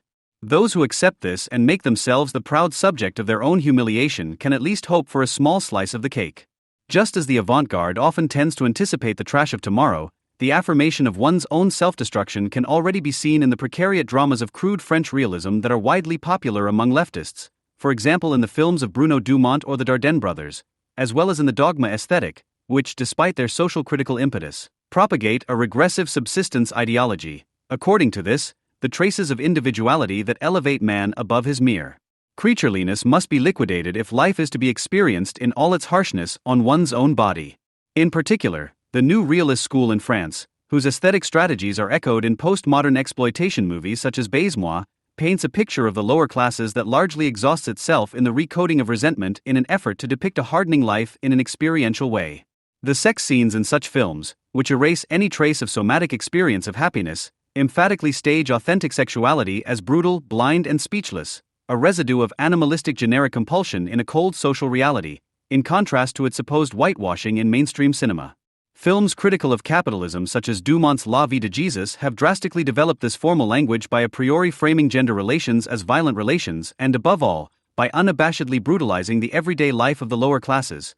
Social domination appears exclusively as an immediate personal relationship of violence that materializes, depending on the situation, either in hitting and beating or in senselessly angry sex. The critically intended politicization of the private sphere, which is supposed to increase the collective warmth of the nest through the raw evocation of physical misery by appealing to habitualized brutality as the last unifying moment of the degraded human community, strips the intimate sphere of any dignity as a place of rudimentary autonomy and only presents the degraded figures once again as what they supposedly are anyway. In his most recent films, 29 Palms and Flanders, which are set in a diffusely war-threatened no-man's land, Dumont ignores the social milieu and stages society as a whole as a perennial state of nature in which only those who affirmatively reflect on the animal within themselves can survive. In such an ostentation of rawness as the core of interpersonal experience, the new aesthetic verism converges with a celebration of creaturely archaism, as it so unpleasantly comes into its own in Lars von Trier's films. By emphasizing what is supposedly repressed in U.S. American confectionery films, the ugly authenticity of naked social life, such films cash in on the difference between dreary reality and beautiful appearance, which in Hollywood melodramas in particular sometimes causes a stirring that not only makes the viewer stupid, but reminds them of the dullness of their own existence. What resonates here at an even higher level, the annulment of the autonomy of aesthetic appearance in the name of an anthropologically founded realism, is carried out daily in the TV proletariat format, where a concept of authenticity prevails for which the safeguards of civilization are nothing but ballast, which the ugly normalo has to get rid of in a popularly aggressive manner in front of the camera. Adorno's statement that people today have not too many, but too few inhibitions becomes a kind of design principle in the media competition for voluntary regression. Here, where 18-year-olds competing for the same stupid boyfriend tear tufts of hair off their heads, daughters who have gone astray spit on their mothers and then fall around their mothers' necks, whimpering, and people in their late 40s give extensive information about their intimate piercings. A state is celebrated in which the liquidation of civilizational taboos is sold as emancipation from social constraints and the deprivation of the audience into a mob is passed off as the liberalization of a bourgeois public sphere that has in fact long since been destroyed. This is why in such formats, dirty details from the Hearts 4 boudoir are always compatible with jubilant laughter, physical attacks with sentimental lamentation. The reflex without experience or reflection is enthroned as the last vestige of authentic feeling. Those who abhor such things are regarded as relics of an anachronistic culture of taste. Just as ideology, according to the diagnosis of critical theory, is leveled out in the post-bourgeois age in favor of a tautological reproduction of the status quo, shame and discretion appear as remnants of repressed bourgeoisie to those who consent to a precarious life. What this perhorrescence of shame is really about can be studied in the current pop-cultural porn hype. As Linda Williams shows in her study Hardcore, pornography is a child of medicine, not of eroticism, and its principle is hygiene, not excess. That is why it has always been an agent of prudery, rather than shamelessness. The false shamelessness that it propagates is based on the internalization of prohibition. Pornography reflects back to individuals deformed to the core of their drive structure their existence as that autistic reaction to natural compulsion as which they experience it in moments of sad self-awareness. By presenting as the urgrund of the drive what is the result of its mutilation, it presents the happiness of sensual fulfillment all the more as that which is merely animal, asocial, as which sexuality is at best experienced in the erotically stunted everyday life of most people. The audacity with which a post-feminist milieu affirmatively declares porn to be a fighting concept and, like Beatriz Preciado, the author of the Contrasexual Manifesto, which is important for the pro-porn movement, claims with proletarian pathos that we are all somehow sex workers, no longer wants to know anything about it. In ignorance of the real experiences of women for whom sex means a livelihood, and in the same ignorance of the freedom of choice that usually exists, one haughtily degrades oneself to a sexual workhorse whose freedom is limited to the sovereign management of the already inevitable self-reification, but not in order to get beyond it, but to erase any memory of the unavailability of human instinctual nature and the possibility of purposeless effective relationships. Since it has no concept of sexuality as a relationship of production, post-feminism fetishizes sexuality as a mode of alienated labor, as a technique that must be mastered in as differentiated a manner as possible in order not to be defeated. But precisely because of this, it coagulates once again into mere nature, the sex worker into an accomplished animal labyrinth. Sex work in this sense is not a term for analyzing concrete relations of exploitation, but rather sanctions a state in which each individual is encouraged to understand their own body as nothing other than a raw material for performative self-production, on which one must work until the material wears out and one has literally lived it up. This background explains the cult of the proletariat and desecration that has recently become widespread in the urban upper-class Bohemia, which puts advertising aesthetic taboo breaking, such as that of Benetton Far in the shade. The Canadian magazine Vice, which advertises itself as the first free lifestyle journal and has branches in several Western European countries, has its models recreate poses of drug and rape victims, devotes reports to the still unregulated and therefore more authentic work of whores, porn filmmakers and prison artists in Latin America or Eastern Europe and recommends hard anal sex as a preventative measure against prostate cancer. Rarely has the longing of a civilization that despises its legal, economic and medical achievements for regression into the warming wildness of immediate violent conditions been articulated so undisguised. The magazine stages itself as the avant-garde of an international club culture in which it is considered a sign of distinction not only to look, but also to be, hopelessly ripped and bogged down. This aesthetic of degradation, which was already present in mainstream advertising in a milder form, differs from punk, which sometimes worked with similar attributes, in its renunciation of negativity. It does not articulate criticism of the pose of bourgeois dignity in the name of a dirtier but more pleasant life, but rather hatred of both the imposition of individual autonomy expressed in the concept of dignity and the hope of a life without the constraints of work that is suspended in the casual gestures of Bohemia. The core of this trash aesthetic, which praises not nonchalance but neglect, consists precisely in the fact that the sphere of luxury and pleasure, to which the institution of fashion itself belongs, is grasped as sweaty, grubby and consuming work on one's own self, quite as if one wanted to post-Dionysically authenticate the commonplace of the philosophy of life, according to which the individual is only the transit point of self-generating and self-destroying existence. Such an avant-garde brings everyone who maintains a greater distance from their own filth than Charlotte Roche down to earth, where things are known to be less complicated than among sophisticated individuals with hopes of a better life.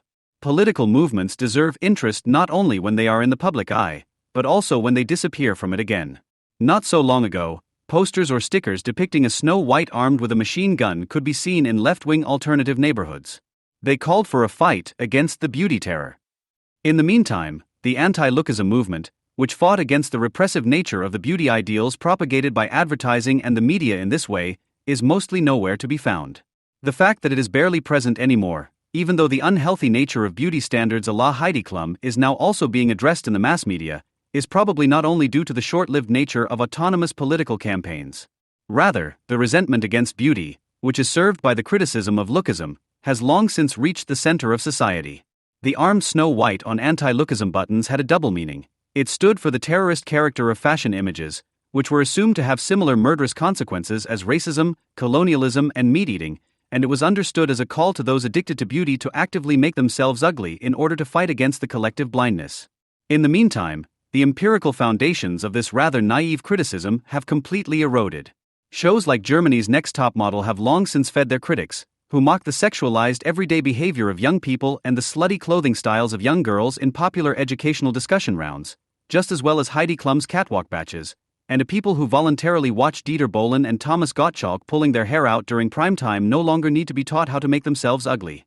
Moreover, anyone who endures a full-length TV interview with Charlotte Roche or Heike Makich may even come to the realization that it is becoming increasingly difficult to distinguish between beauty and ugliness. There is hardly a German celebrity who does not seem to want to compromise the concept of beauty with full physical effort.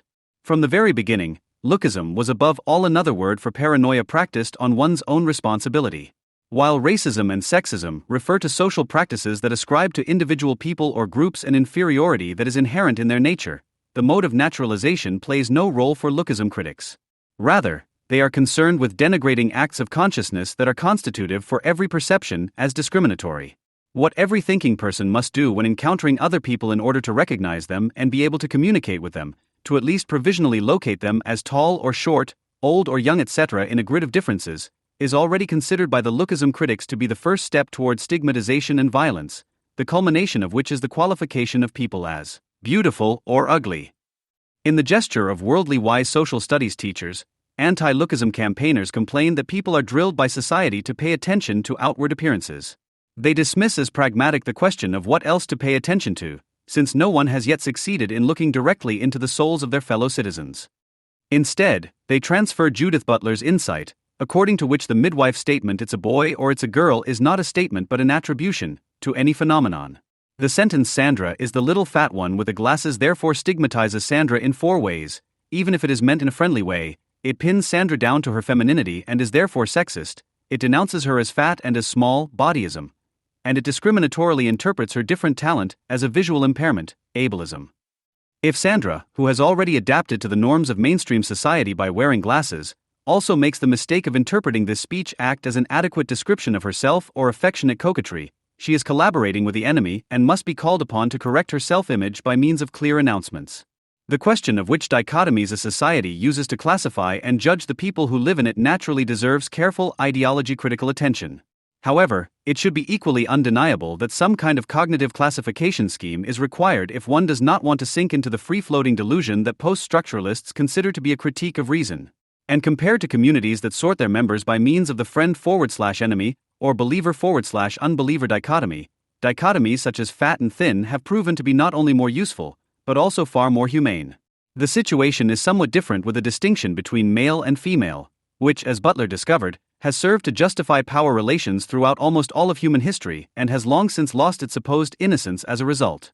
Nevertheless, even fanatical gender deconstructionists must admit that they tend to align their everyday behavior with this distinction more than any other, if only because they spend their working hours criticizing it. The mere recourse to outward appearances as a distinguishing feature between people cannot reasonably be interpreted as discrimination. But this is precisely what the critics of lookism do when they claim to take people seriously in their actuality, in contrast to the consumerist rest of the world. However, since even insights such as the fact that someone is chasing a false fashion ideal can only ever be based on appearances, and everything else must remain speculation, the fight against appearances is an a priori infinite one and tends to run paranoid amok due to its own dynamics. In this respect, it is only logical that lookism critics have invented a whole series of other isms: bodyism, for judging a person on the basis of their physical appearance; ableism for stigmatizing differently abled people as disabled; ageism for discriminating against people on the basis of their age, and so on. Mind you, this is not about the degradation of the elderly or disabled as unworthy of life, as was already inherent in the youth cult of the life reformers and still has countless followers today, even after the Nazi era. It is not the right to life of stigmatized individuals that is to be defended against their assessment according to their utility value, but rather the stigma is to be upgraded and preserved in its own right. Disability is therefore not seen as something that must be eliminated for the good of the individual, which modern societies are increasingly able to do, but as a positive identity feature that deserves protection. It is precisely this logic that also underlies the fight against beauty. Wanting to make more of your type, because you find yourself too inconspicuous or ugly, is therefore not evidence of a need for emancipation, albeit misguided or still unconscious, but of submission to power, from which only those who affirm themselves as they are, i.e., with all their own deficits, can escape. Any remaining freedom that individuals have in the age of their individualization, the uncertain hope that one day they will be able to live better, more beautiful, and more enjoyable lives than they do today, is to be talked out of them by presenting their particular and dehumanized selves as the ultimate "this is who I am." According to such criticism, ugliness is not, as in the aesthetics of ugliness from Buchner to Baudelaire, an expression of unadorned contradictions or human suffering, but of pulsating life itself, which is gagged by any ideal of beauty, however determined. However, you have to be differently gifted yourself, namely blind, to want to help ugliness find its rightful place in the face of the omnipresence of an oppressive ideal of beauty. Heidi Klum's beauty queens are no more beautiful than Dieter Bohlen's pop queens are talented, and it is precisely that special breed of young girls who dress up as top models at the age of 15 and dismiss every competitor with the phrase "she's really ugly," who usually achieve nothing more than a grimacing caricature of what they want to present.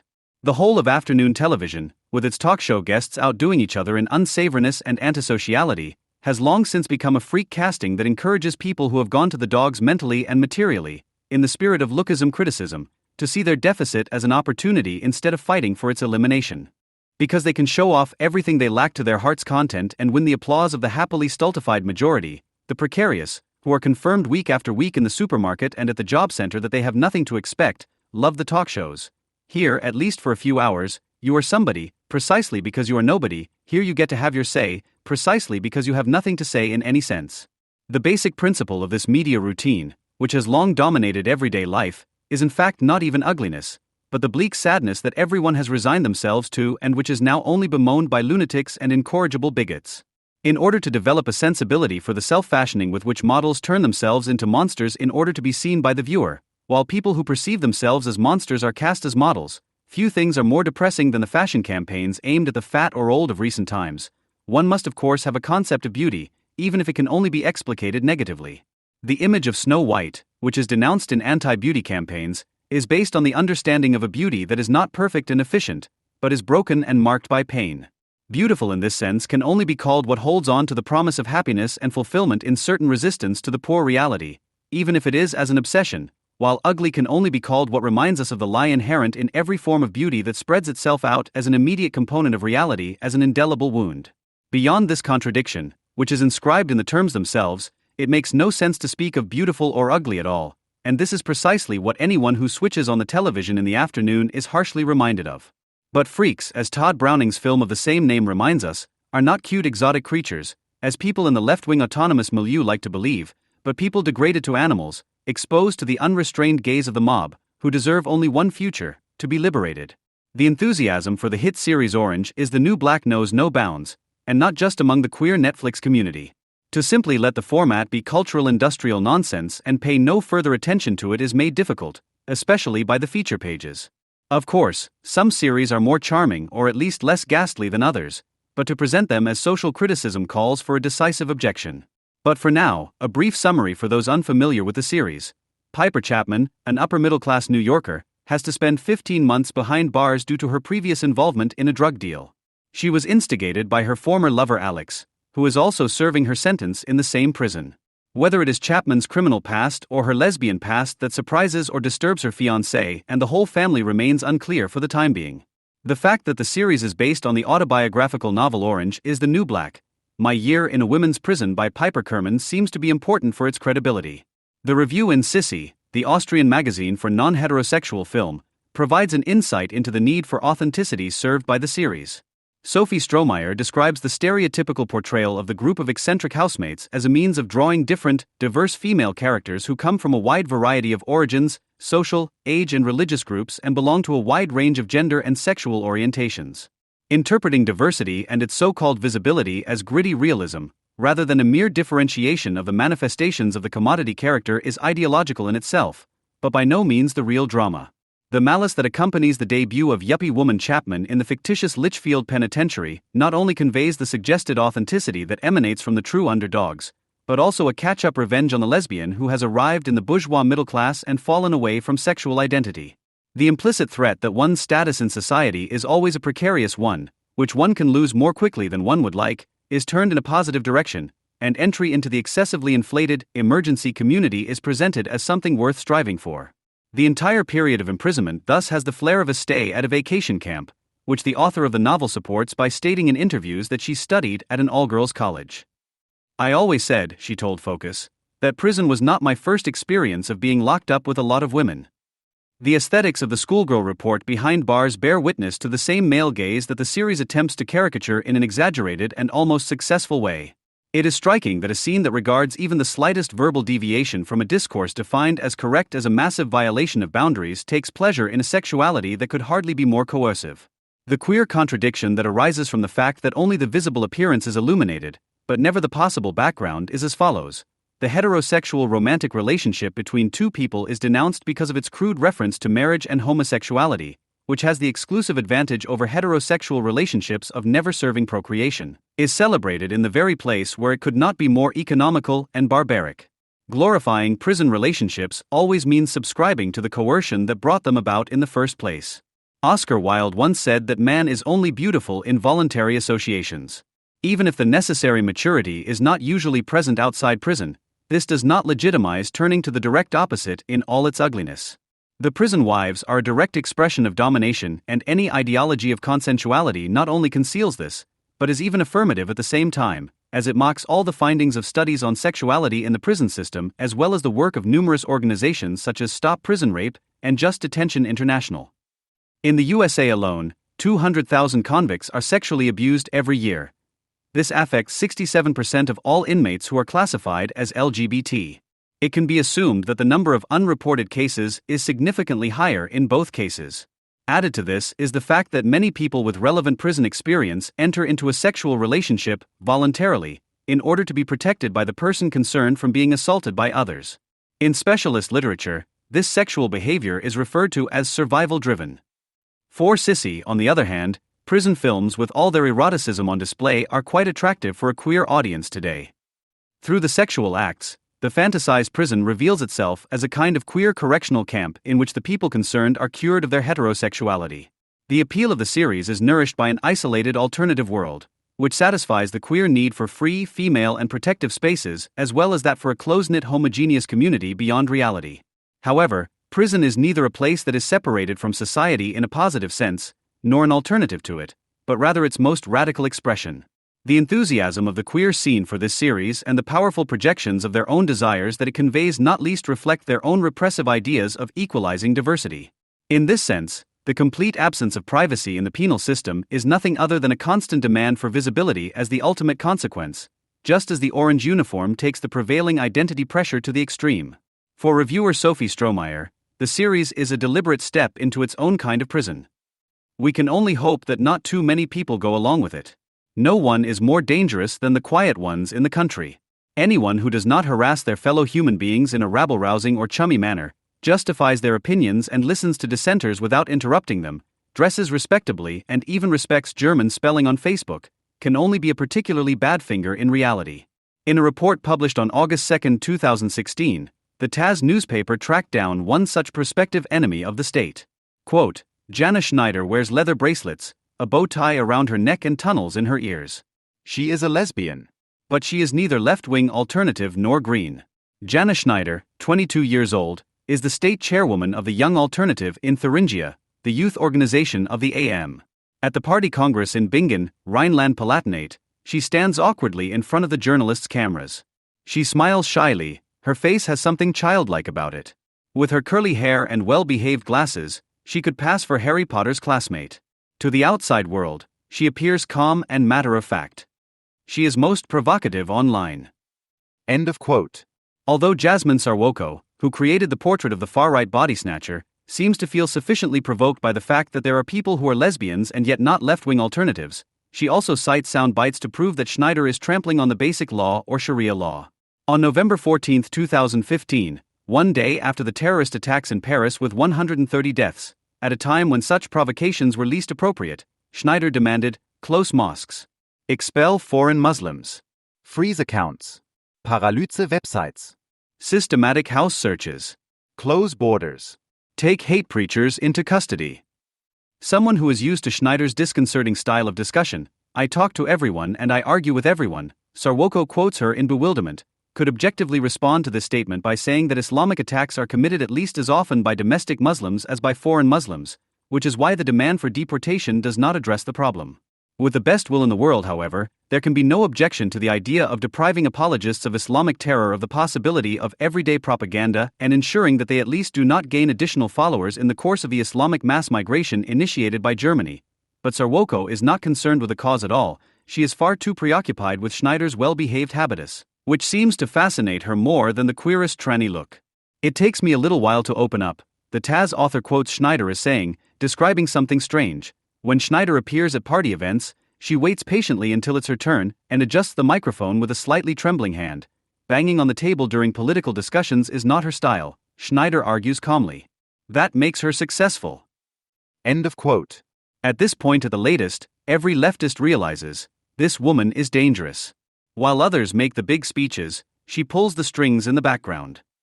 There can only be one reason why she is bothered by the fact that Arab clans dominate life in the cities. She has internalized the AfD party platform. End quote. If she believes that the Islamic associations in Germany have problems with fundamentalism, this is due to her lack of close experience with the everyday life of the religion of peace. She has never entered a mosque. End quote.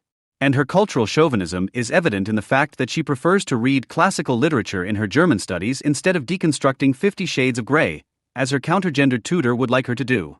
Although some of Sarwoko's observations do indeed give rise to the suspicion that Schneider might have the makings of a folkish borderliner, she drinks from a drinking horn, there are folk and metal CDs in her apartment and a German flag hangs on the wall. This bothers Sarwoko much less than the fact that the SO lesbian doesn't come across as folkish at all. When she talks, you feel like you're sitting in private lessons. Sometimes she's a sociologist, sometimes a political scientist. End quote. You can't do anything with nerds like that these days, so it's understandable that Schneider's election as AfD state chairwoman led to a shitstorm in the queer community, which itself is nothing more than an outsourced state agency. However, not even the slurs from this corner were able to convert Schneider to civil society. Traitor, underfucked, battle bitch, such words flew around her ears. Schneider let them bounce off her. End of quote. After all, she was teased for so long at elementary school that at some point she took a swing at one of her bullies. That toughens you up. Young people who are regularly kicked to the ground by schoolyard block wardens because they talk in a precocious manner instead of joining in with the adolescent slashing and stabbing can mutate into dangerous community pests, which is why the queer community shows solidarity in suggesting that the Office for the Protection of the Constitution should keep a close eye on the loner. After all, she is openly lesbian and yet has only one issue, hatred of Islam. End of quote. The fact that it could be perfectly plausible to hate Islam because you are openly lesbian does not occur to people for whom the desire for bourgeois normality in itself is already considered state fetishist, nationalist, sexist, and racist. They see the colorfulness and diversity as the authentic expression of which social conditions appear to them, which allow every ethnified horde to impose its own cultural identity on random fellow human beings, as threatened by Philistines who have settled into their middle-class existence and, since daily discrimination no longer forces them to have crude, non-committal and, at least for gays, dangerous sex in filthy underground clubs, harm multicultural popular morality through their inertia. This is what the queerfeminist Missy magazine knows about Alice Weidel, the AfD's top candidate for the Bundestag elections, who is also a lesbian. Weidel comes from a middle-class background, received her doctorate on a scholarship from the Konrad Adenauer Foundation and then worked at Goldman Sachs and Allianz Global Investors. She worked in China for 6 years before setting up her own business as a management consultant and moving to Lake Constance. White and rich, she can afford the luxury of finding her sexual identity unproblematic and is privileged enough to banish it to the private sphere. End quote. According to this logic, what would be admirable and worthy of imitation about the misogyny and homophobia of Islamic coercive associations is precisely that they do not allow the privatization of sexuality, do not grant any protection to people considered sinful. Indeed, they literally expose them to murder and make it impossible for those subjected to them to ever find their own sexuality unproblematic. Sexuality, according to the quintessence of such queer homophobic propaganda, must be problematic, must present itself as a never-satisfied battleground of minoritarian cliques, must be constantly suffered and fought for, but must never simply be experienced happily. That would be a luxury, the result of unearned privileges and therefore politically inopportune. No wonder, then, that a tall blonde management consultant from a good family does not want to develop any common ground with queers of color, trans persons, the economically disadvantaged. End quote. Anyone who is white and rich lying around on Lake Constance belongs to the parasites instead of the fighters and is not suitable for queer solidarity mobilizations. Only those who have never differentiated between sexuality and violence, the luxury that has corrupted lesbians like Schneider and Weidel, are potential targets of queer politics. Their advocates, however, are no longer the minority groups they stylize themselves as, but the loudspeakers of a majority morality agitating against civic civility, legal certainty, and legal equality. Their most brazen popularizers are the cabaret artists who distinguish themselves in this country by not parodying the conformism and idiocy of their compatriots, but by taking it to extremes with moral verve. One of them is Extra 3 presenter Christian Arend, who on April 27 commented on Weidel's statement against anti-racist and anti-sexist speech bans that political correctness should be consigned to the dustbin of history with the words, "Yes. No more political correctness, let's all be incorrect. The Nazi bitch is right." NDR rejected a request for injunctive relief submitted by Weidel on the grounds that Arend had not personally insulted Weidel with his satirical exaggeration, but merely demonstrated that without political correctness, insulting people could become socially acceptable again, FAZ Online, May 5, 2017. With its justification, the broadcaster has expressed more clearly than ever before what queer feminist misogynists and homophobes agree on with the majority of the population. The primary goal of politically correct language policy is therefore not to sanction justiciable offenses such as insult, slander, and defamation, but to prevent the imaginary offense of insult, a performative act that hardly anyone finds pleasant, but which only notoriously offended Muslims would prefer to see avenged by lynching as an irreparable violation of honor. In truth, the possibility of publicly insulting political and other opponents, which is explicitly protected by the civil legal system to a limited extent, represents a step forward that should not be underestimated compared to situations in which disliked Klan members are summarily murdered, mutilated, pilloried, or disowned. However, a policy in the service of diversity and difference, which is never anything other than a policy in the name of Islam, must strive to prevent the ever-traumatizing insulting of people in the name of cultural sensitivity, even if this means that the instructions issued for this purpose to show respect encourage the denigration, hunting, raping, and setting fire to people in the name of virtue. On Schneider's Facebook page, even before Arend's politically correct slut hunt, left-wingers of all stripes took part in the civil consensus-building process with posts such as "With Nazis you can say cunt. I find it disgusting when an obviously less well-off lesbian tears her face open. I'm so damn glad you AFD lesbian cunt can't father offspring, and what sensible woman would voluntarily touch you?" A de-escalation officer from Die Partei in Münster contributed to the debate with the heavily ironic post, "Maybe burning witches wasn't such a bad idea after all." Such statements are symptomatic because they express the unconsciousness of a scene that is painstakingly tamed in everyday life and which desires nothing more than to do under the alibi of moral superiority exactly what today's right-wing populists, to the regret of anti-racists and anti-sexists, do less and less often, while young Muslim men do as a matter of course, calling women cunts, beating up those of lesser means, demanding reproductive bans for pests of the people and setting people on fire without fear of sanctions. The Nazis that anti-national leftists are searching the outside world for with ever less success are in fact to be found in their own milieu and among their favorite protégés, the self-declared permanent victims of racism and Islamophobia. The identity politics delusion that can be seen in the defamation of Schneider and Weidel by queer feminist homophobes is striking. According to queer feminists, the fact that the AFD, like parts of the CDU/CSU, opposes adoption rights for homosexuals and does not want to legally equate homosexual partnerships with marriage should make it impossible for people like Schneider and Weidel to get involved in the party in the first place. If they do it anyway, it can only be for sinister reasons. In the online edition of Zeit magazine, April 26, 2017, Tanya Witt attested to Alice Weidel's homo-nationalism, under the headline "The Other Way Around is No Better," with explicit reference to the pinkwashing campaigns against Israel and with reference to the anti-Zionist queer theorist Jasbir Puar. This is roughly speaking based on the assumption that Islam hates our women and our homos. So if you are against Islam, you are for homosexuals. Problem solved. End of quote. The problem would indeed be solved if the denunciatory hour were removed from the sentence, which makes the blanket assumption that all critics of Islamic misogyny and homophobia are concerned with protecting the body politic rather than defending universal rights. The lie that legitimizes the accusation of racism against any criticism of Islam also suggests another lie, that it is possible in all seriousness to stand up for the legal equality of homosexuals and for Islam. Wood is completely indifferent to the victims of Islamic homophobia. Rather, she is bothered by the model homosexuals who have become in Western democracies what matte paintwork is for car fanatics, a trend that you can't get past. She visibly resents the fact that businesswoman Weidel never goes out with a dildo strapped to her. Quote, "If you live a conformist life, don't dance bare-breasted at the CSD, consider equality of civil partnerships to be superfluous and look as normative as possible. You can certainly make it to the top of a party that explicitly rejects non-normative lifestyles in its party program, but tolerates inconspicuous lesbianism." End quote. The ideal image underlying such drooling is that of the senselessly conspicuous and therefore no longer just lesbian, but queer lesbian, who is constantly upset about her hallucinated disadvantage, shows her breasts to passers-by without being asked, demonstrates for gay marriage, although she detests bourgeois marriage as a spawn of Eurocentrism, and appears all the more unnormative, and therefore all the more urchiment, the more colorful she decorates her life. The model homos, on the other hand, who stand in the way of queer feminists like matte-painted cars, should not feel so bad when they are threatened or beaten by Islamic youth gangs on their way home. Perhaps such experiences will even help them to be less conformist in future and therefore more appropriate representatives of the most cosmopolitan nation of all time.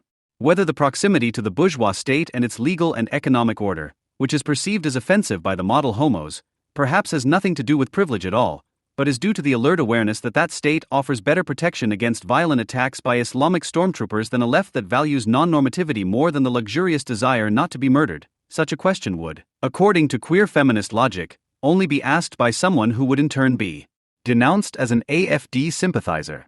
The fact that it is demonstrably nicer to live on Lake Constance than in any vegan trans flatshare, that inconspicuousness can be a sign of contentment, and that even figures like Alexander Golan have no problem working together with lesbians and gays who would never voluntarily touch queer feminists and other leftists. Queer feminism has been up in arms against such simple but not banal facts ever since the attraction of right-wing populist parties for homosexuals can no longer be denied.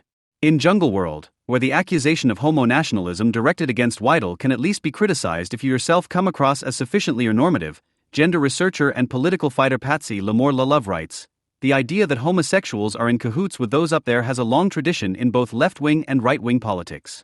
It is linked to the fear of being seduced into homosexuality by homosexuals, which, politically speaking, can only be answered with delusion and persecution. However, only to immediately add, it is not homosexuality that is the winner of this game, but heterosexual madness, which is evident not least in the queer reaction to Weidel's nomination as lead candidate, a hate-filled focus on what is different about her Jungle World, May 4, 2017. It is not only assumed that heterosexuality, since it is always heteronormative, discriminates against homosexuals by itself, but also, in blatant contradiction to the hate tirades in queer internet forums, that the queer resentment against Weidel focuses on what is different about her, and not, as is actually the case, on what is the same about her, namely what corresponds to the hated heteronormative majority society. According to this view, self-confident homosexuals simply cannot be against gay marriage and adoption rights for gay and lesbian couples like the AfD, not because such an attitude contradicts bourgeois non-versalism, as could be argued, but rather because they are condemned by their sexual identity to adopt queer femimetic positions on such issues. Anyone who is gay or lesbian and still doesn't follow what the queer community whispers to him or her is behaving in a lack of solidarity and doesn't deserve any support. But even those who convert back to the good cause after right-wing populist aberrations receive at best narrow-lipped encouragement. Mirko Welsh, who was the national spokesperson for homosexuals in the AfD and left the party last March due to the continued influence of folkish, homophobic and misogynistic attitudes in the party, has since served the queer community as a mouthpiece for the demand to have the AfD intensively monitored by the Office for the Protection of the Constitution. Otherwise, however, he is considered a community pest because he distances himself from left-green screamers, opposes anti-discrimination laws and gender-equitable education plans, and has dubbed the Lesbian and Gay Association in Germany, LSVD, an association of green parasites. A formulation which, of course, was not aimed at the fact that gays and lesbians do not reproduce themselves in accordance with the people, but was intended to denounce the fact that the association takes positions that are immediately harmful to homosexuals for reasons of party proportionality and conformism. Under the heading Homosexuality and Islam, the LSVD benevolently presents various propaganda material from Islamic cultural associations on its website, in which the Quran is cited as the authoritative legal basis, as well as articles by experts such as the Welt journalist Alfred Hackensberger and the gay converted model Muslim Andreas Ismail Moore. For more, the fact that the Quran allows men to have sex not only in marriage, but also with slave girls and socially subordinate young men, is an indication of its progressiveness, as it points beyond the bourgeois model of monogamous marriage. And Hackensberger can hardly contain his enthusiasm in a text about sexual libertinage in the Orient linked on the association's website. Quote, in the 17th, 18th, and 19th centuries, Europeans who traveled to the Near and Middle East reported blunt same-sex sexual practices, to such an extent that it was assumed that all Muslims were bisexual by nature. In Ottoman Turkey, beautiful boys were collected as taxes, and the Sultan had his favorite young men in the bathhouses of Istanbul. The cleanliness assistants employed also worked as prostitutes. There are numerous documents about the male bathhouse affairs, including price scales, when, how and how often customers were brought to orgasm. End of quote. The Ottoman times are unfortunately over today, but even the Islamic states, in which open homosexuality is punishable by death, make efforts to be humane in legal practice, for example by the authorities trying to make ends meet with alternative punishments such as fines, flogging, and imprisonment. And unlike in the West, whose homosexuals have become so degraded that some of them live on Lake Constance, gay Muslims feel all too well in their own bodies how much the homoerotic part of the history of Islamic culture is still alive. End quote. Blunt, brutal and cruel but clean, barbarically pre-bourgeois and therefore authentic, this is how the declared opponents of normative appearance imagine their lived diversity, while in the conformity that they criticize in non-queer homosexuals, they quite rightly sense a glimpse of the genuine bourgeois utopia of realized equality that they themselves despise. When homosexuals such as Welsh or Weidel defend bourgeois marriage and the family so vehemently that they do not criticize, but rather affirm, its exclusionary aspect, the inferior status of homosexual partnerships, this is probably due not least to the idea that the family in the bourgeois sexual order as a social agency was always also a residuum of individuation vis-a-vis the sovereign who was not identical to it, which is why it promises gays and lesbians more legal security and individual happiness than the Oriental slavery recommended by the LSVD as an alternative to heteronormativity, in which sexuality and violence, the separation of which made the model of bourgeois marriage in the Occident possible in the first place, are immediately identical. In this sense, anyone who defends bourgeois marriage and the family is also always defending homosexuals, even if their status in this order was precarious for a long time. The only response from the welcoming German civil society and its intellectual offshoots to the criticism voiced by right-wing homosexuals, however, is the incessantly repeated assertion that those who defend the naturally homophobic bourgeois sexual order are in fact no better than Islamic misogynists and homophobes. A cogent rebuttal to such accusations is already available, but unfortunately it doesn't come from Taz or Jungle World, but from the strip-pulling lesbian cunt Jana Schneider, whom no left-wing newspaper editor would voluntarily touch. Quote, you can't seriously put the rejection of, for example, adoption rights for homosexuals on the same level as violent assaults. We have to move away from sham debates and address real homophobia. And hostility is defined by a will to destroy, not by unpleasant feelings. Our problems are not people who are disgusted by gay sex, but people who would hang gays from construction cranes if they were allowed to, who regard unveiled women as fair game and mutilate the genitals of little girls. End of quote. Schneider's statement is not only revealing because the concept of homophobia, which has long since migrated into the language of the authorities, is made transparent in terms of the purpose it serves in the vast majority of cases, namely, the desire to level out the difference between sexual violence, i.e. criminal acts, and psychological phenomena such as disgust, sexual resentment, and reservations against certain gender policy measures in the name of queer politics, which always mobilizes for marriage for all, but never against Islamic sexual morality.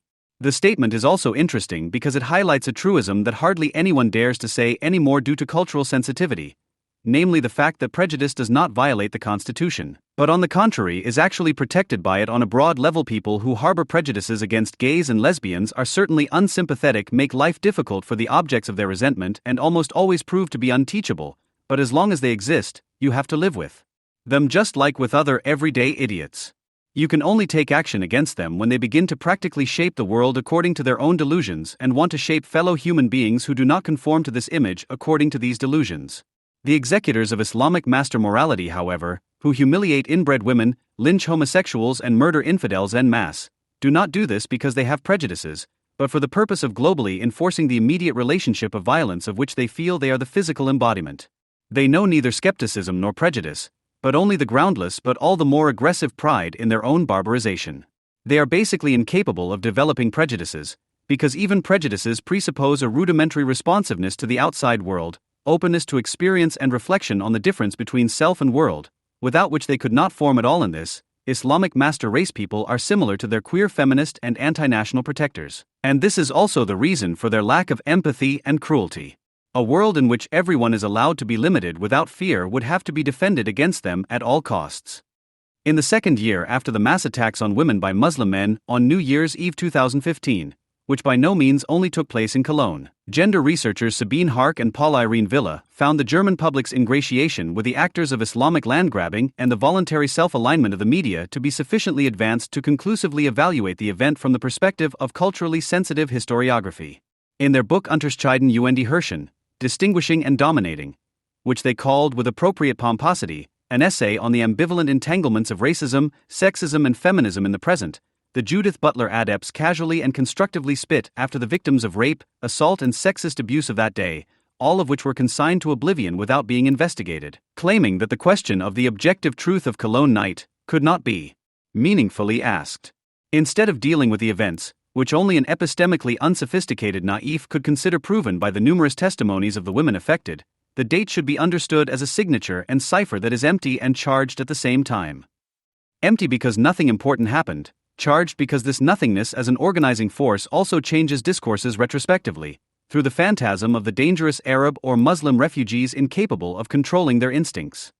The same people who mob, stalk and slander white or otherwise Western-looking men as soon as they are accused of rape until at least their social existence is destroyed, if they do not immediately take their own lives to the applause of the queer feminist hate mob, consider it a culturally essentialist, if not racist, toxic charge when women talk about sex mobs in the face of young Muslim men spontaneously organizing themselves into gangs.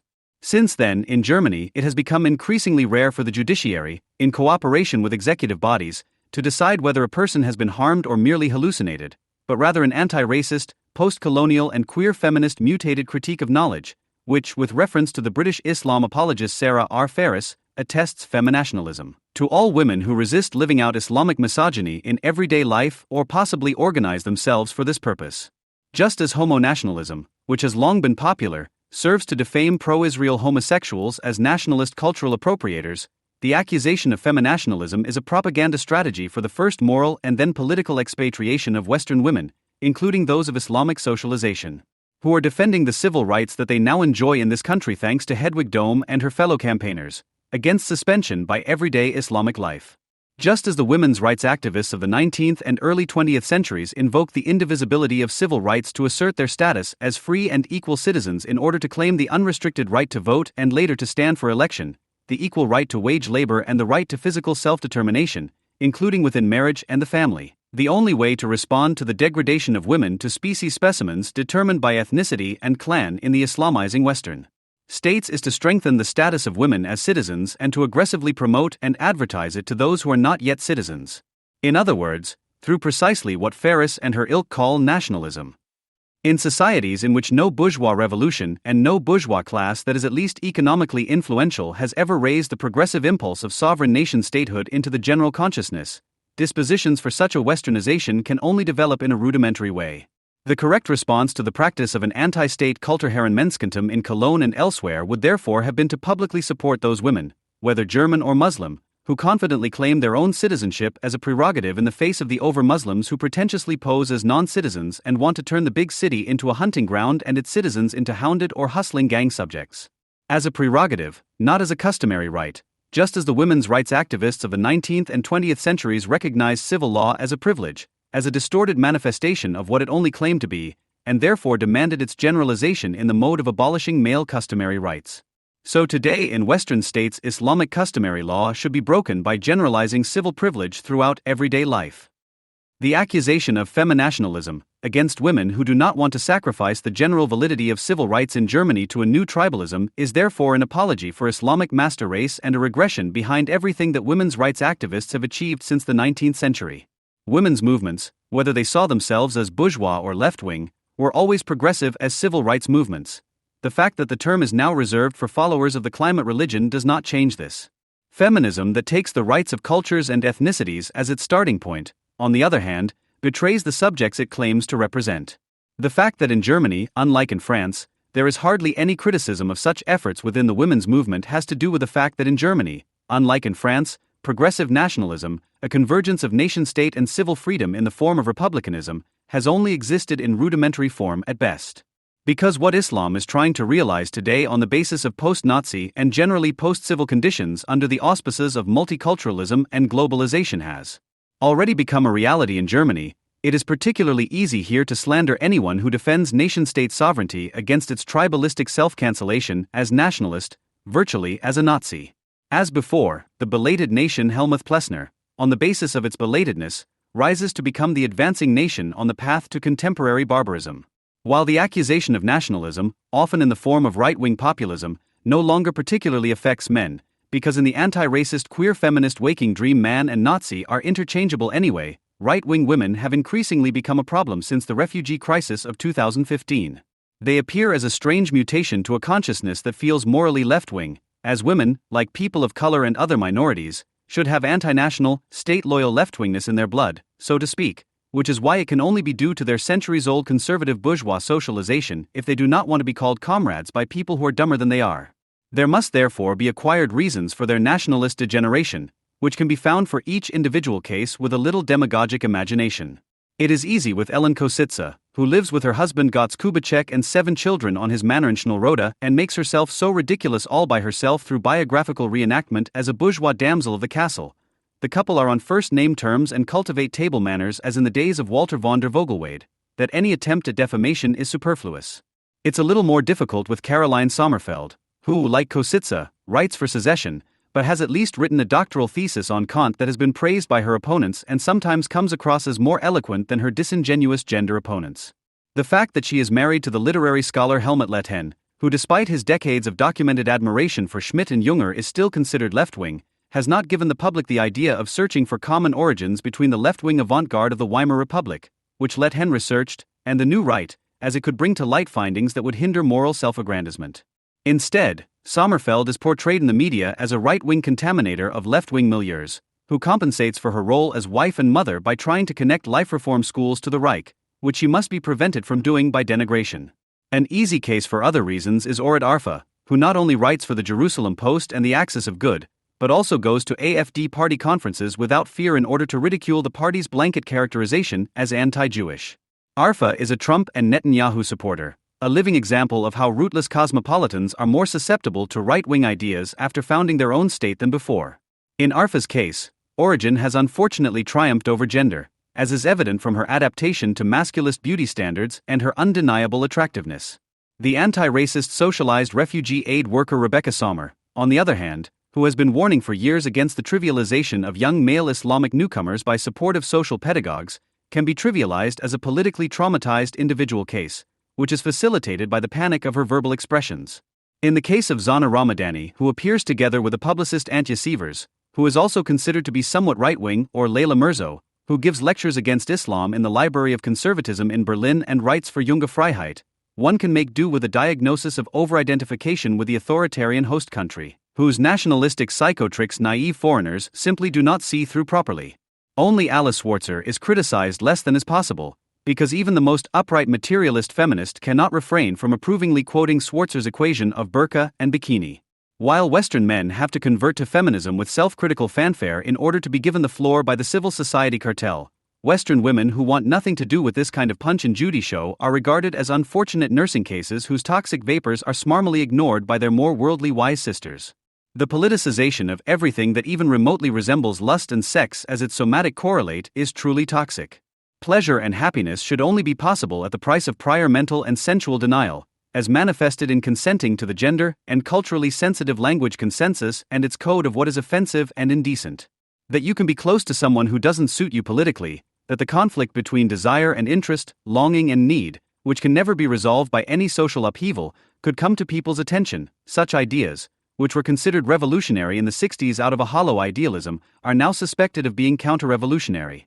This reveals the repressed insight that desire, indeed the libidinous occupation of objects per se, is not the archaic impulse that the protagonists of the sexual revolution wanted to see in it, but a fairly recent product of the history of civilization.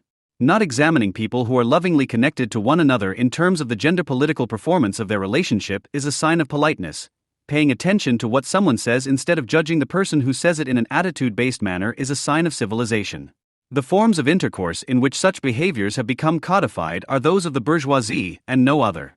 This is why the sexist in its social and socially transcending meaning could only be deciphered by psychoanalysis, rightly qualified as bourgeois.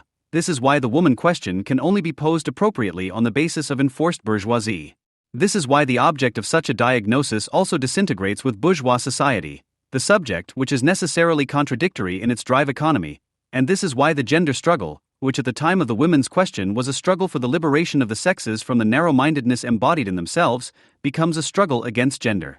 Under the latest primacy of transnational public health virus protection, which far surpasses the aforementioned phenomena in terms of hostility to instinct and sensuality, blackmailing coercion and everyday communality, some anti-sexist and culturally sensitive camouflaged maneuvers to exorcise sex will probably be superfluous in the future, because its presence can be objectively more compellingly defamed as an empirically provable health hazard than it was 2 years ago.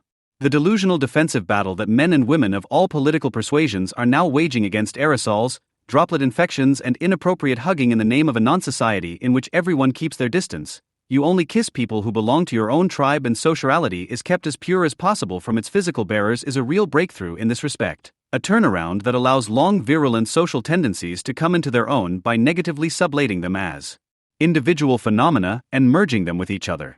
As long as the conditions are like this, anyone, man or woman, who is denied the title of comrade, may see the demotion as an honor. The aim of the exit group, as well as the purpose of its members' lives, is to make the capitalist world aware of its inner barrier, which, if it is completely conscious and thus transgressed, would lead to the downfall of the existing system. The fact that a part of the intended audience still rejects the postulates about the fundamental crisis and the end of capitalism, even though everyone basically knows that things cannot go on like this, i.e. refuses to obey exit, even though they have already done away with enlightenment and reason, can only be due to an erosion of left-wing radicalism, which is essentially constituted by social psychology. The public's lack of belief in the end times, we'll call it residual reason, calls for their own theory to be ammunitioned by psychoanalysis. This is why the 2015 Exit Seminar was announced with the title Social Critique Psychoanalysis Subject. Contrary to expectations, none of the seminar's lectures made it into the current Exit issue. We were therefore forced to listen to the lectures in the audio archive. Only Anselm Japp's lecture is noteworthy, as he at least explicitly addresses the relationship between Wordabspaltungsskritt and psychoanalysis. Of course, Japp also pays tribute to the Abspaltungs theorem insofar as he focuses on those moments of early childhood development in which the biological mother is replaceable and can be abstracted from corporeality and gender. He understands the Oedipus complex, for example, in a figurative sense. It is a formula for the denial of children's demands by adults. Japp thus also raises psychoanalytical findings to a disembodied meta-level. The reactions to his lecture also suggest that the skepticism he expresses towards the socio-critical instrumentalization of psychoanalysis will not find its way into the considerations of exit. Above all, he warned against giving up one's own achievements, i.e. the reflexive defense against implications of psychoanalysis that are misunderstood as ontological. In a categorical critique of Freud, Daniel Spath doubled Freud into an esoteric and an exoteric Freud in order to be able to split off everything disagreeable about his theory, which was also intended for Adorno in the future. Spath affirmatively states that Exit's goal is to soon have halved Freud and Adorno as well as Marx. There is no better way to sum up the theoretical status of the group. The more absurd Exit's adherence to its theorems appears in the face of social reality, the more apocalyptic the group's whispers become. They now speak of the final crisis or terminal crisis and express the hope of a rapid psychological death of people. In fact, psychoanalytical concepts have always resonated in an undefined way in the vocabulary of Exit. After all, the fundamental critique of value assumes that there is an objective barrier which, although potentially already exceeded, is not yet subjectively known by the individual. This makes the capitalist mode of production appear primarily as a psychological event, which is why the social unconscious can also be filled with everything that eludes determination. The founder of Wordabspaltungsskritt, Roswitha Scholes, explains that the socio-psychological and cultural symbolic moments of her theory of the splitting off of the feminine can only be explained with the help of psychoanalysis. Since hardly any empirical evidence to support the social diagnosis can be found for the postulated phase of a feralization of patriarchy, Scholes, at the latest, all determinations are shifted to an androcentric social unconscious. This unconscious must be responsible for all assertions. The explanatory emergency resulting from empirical reality becomes a psychogenetic substructure phenomenon that somehow persists, with which the crisis ideologues discover further inner barriers, namely the socio-psychological barriers that open up to the radical crisis theory. At the latest with such statements, the whole theory of the dark flip side of value falls. Daniel Spath unintentionally provides an apt characterization of his own theory production. Quote, "If the personality structure of narcissistic people exhibits an intellectual maturity that they are able to stage skillfully, this would no longer correspond in any way with the unconscious parts of the soul life, so that the knowledge gained in the therapeutic process would be incorporated into the self-identity, but would remain completely external to the individuation process, a process of permanent rationalization." End quote. The problem that arises when dealing with the texts of the Exit group is that the authors are all well-read people, reflective to the extent that they know what they are not actually allowed to write, as it blatantly contradicts the findings of critical theory, which they cannot abandon as an aid to legitimization. In this respect, their articles are symptoms of the resistance that the denied findings offer to their distorted representation. The psychologism, i.e., the level of reflection criticized by Spath, is actually based on certain concepts which, in order not to expose ourselves in advance to the killer argument of androcentrism, should be taken from the reflections of a founder of feminist psychoanalysis, Christa Rodi-Doxa. According to Rodi-Doxa, the truth content of theories is primarily to be found in the many negations contained in this theory. Accordingly, the Abspaltung's theorem only acquires content when the blanks marked by negation are filled in, namely with what is explicitly negated in them. In psychoanalytical terms, negation means saying something by denying or rejecting what has been said. The negation that has to be carried out again and again owes its effect to the fact that the unconscious knows no negation. In the process of continuous refutation, the unconscious applies, what is constantly repeated must exist.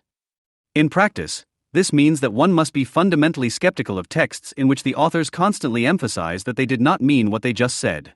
In the case of Exit, this applies above all to the denial of nature, which is clearly evident in the linguistic style of its representatives, a language characterized by the pervasive use of the suffix ist. This could be a cause for concern, because to believe that the world is dominated by thousands of isms is a symptom of severe paranoia. Fortunately, however, in this case too, the oversupply leads to a loss of value. The suffix signals insignificance instead of heaviness of meaning. End of quote. To speak of biologism instead of nature is more postmodern than the feminist critics of value would like. Exit splits the unconscious into two spheres, which Rodi-Doxa calls the past and present unconscious. The purpose of this is the denial of infantile sexuality and its continuing effects. The feminist analysis that sets out to actualize Freud, on which Exit and Rodi-Doxa in turn seem to agree, is directed at the woman, a particular woman, women here and now. In other words, whatever the starting point of the conflict may have been in the past, it is being carried out in the present, and between the sexes. What emerges clearly here is how the critique claimed by Exit goes hand in hand with the denial and distortion of onto and phylogenetic history. If Spath feels diagnosed as a psychopath, psychoanalytic therapy, to put it politely, a training analysis, would indeed be recommended to him in return, because the experience of an analytical setting can reveal the defense mechanisms of the ego, despite the dubiousness of the analytical intention. In addition to isolations, denials and negations, in Spath's case this would probably be intellectualization above all. It has nothing to do with intellect in the sense of reason, but rather with an intellectual fetishism that manifests itself in always wanting to model everything into an ideological theorem and only providing rationalized opinion instead of criticism and judgment. Scholz, who hopes that psychoanalysis will decipher what is going on in social individuals, describes her psychoanalysis as a theoretical instrument for the socio-critical analysis of bad capitalist reality. Quote, "I do not have an immediate patient on the couch who should recover through my therapeutic interventions." End quote.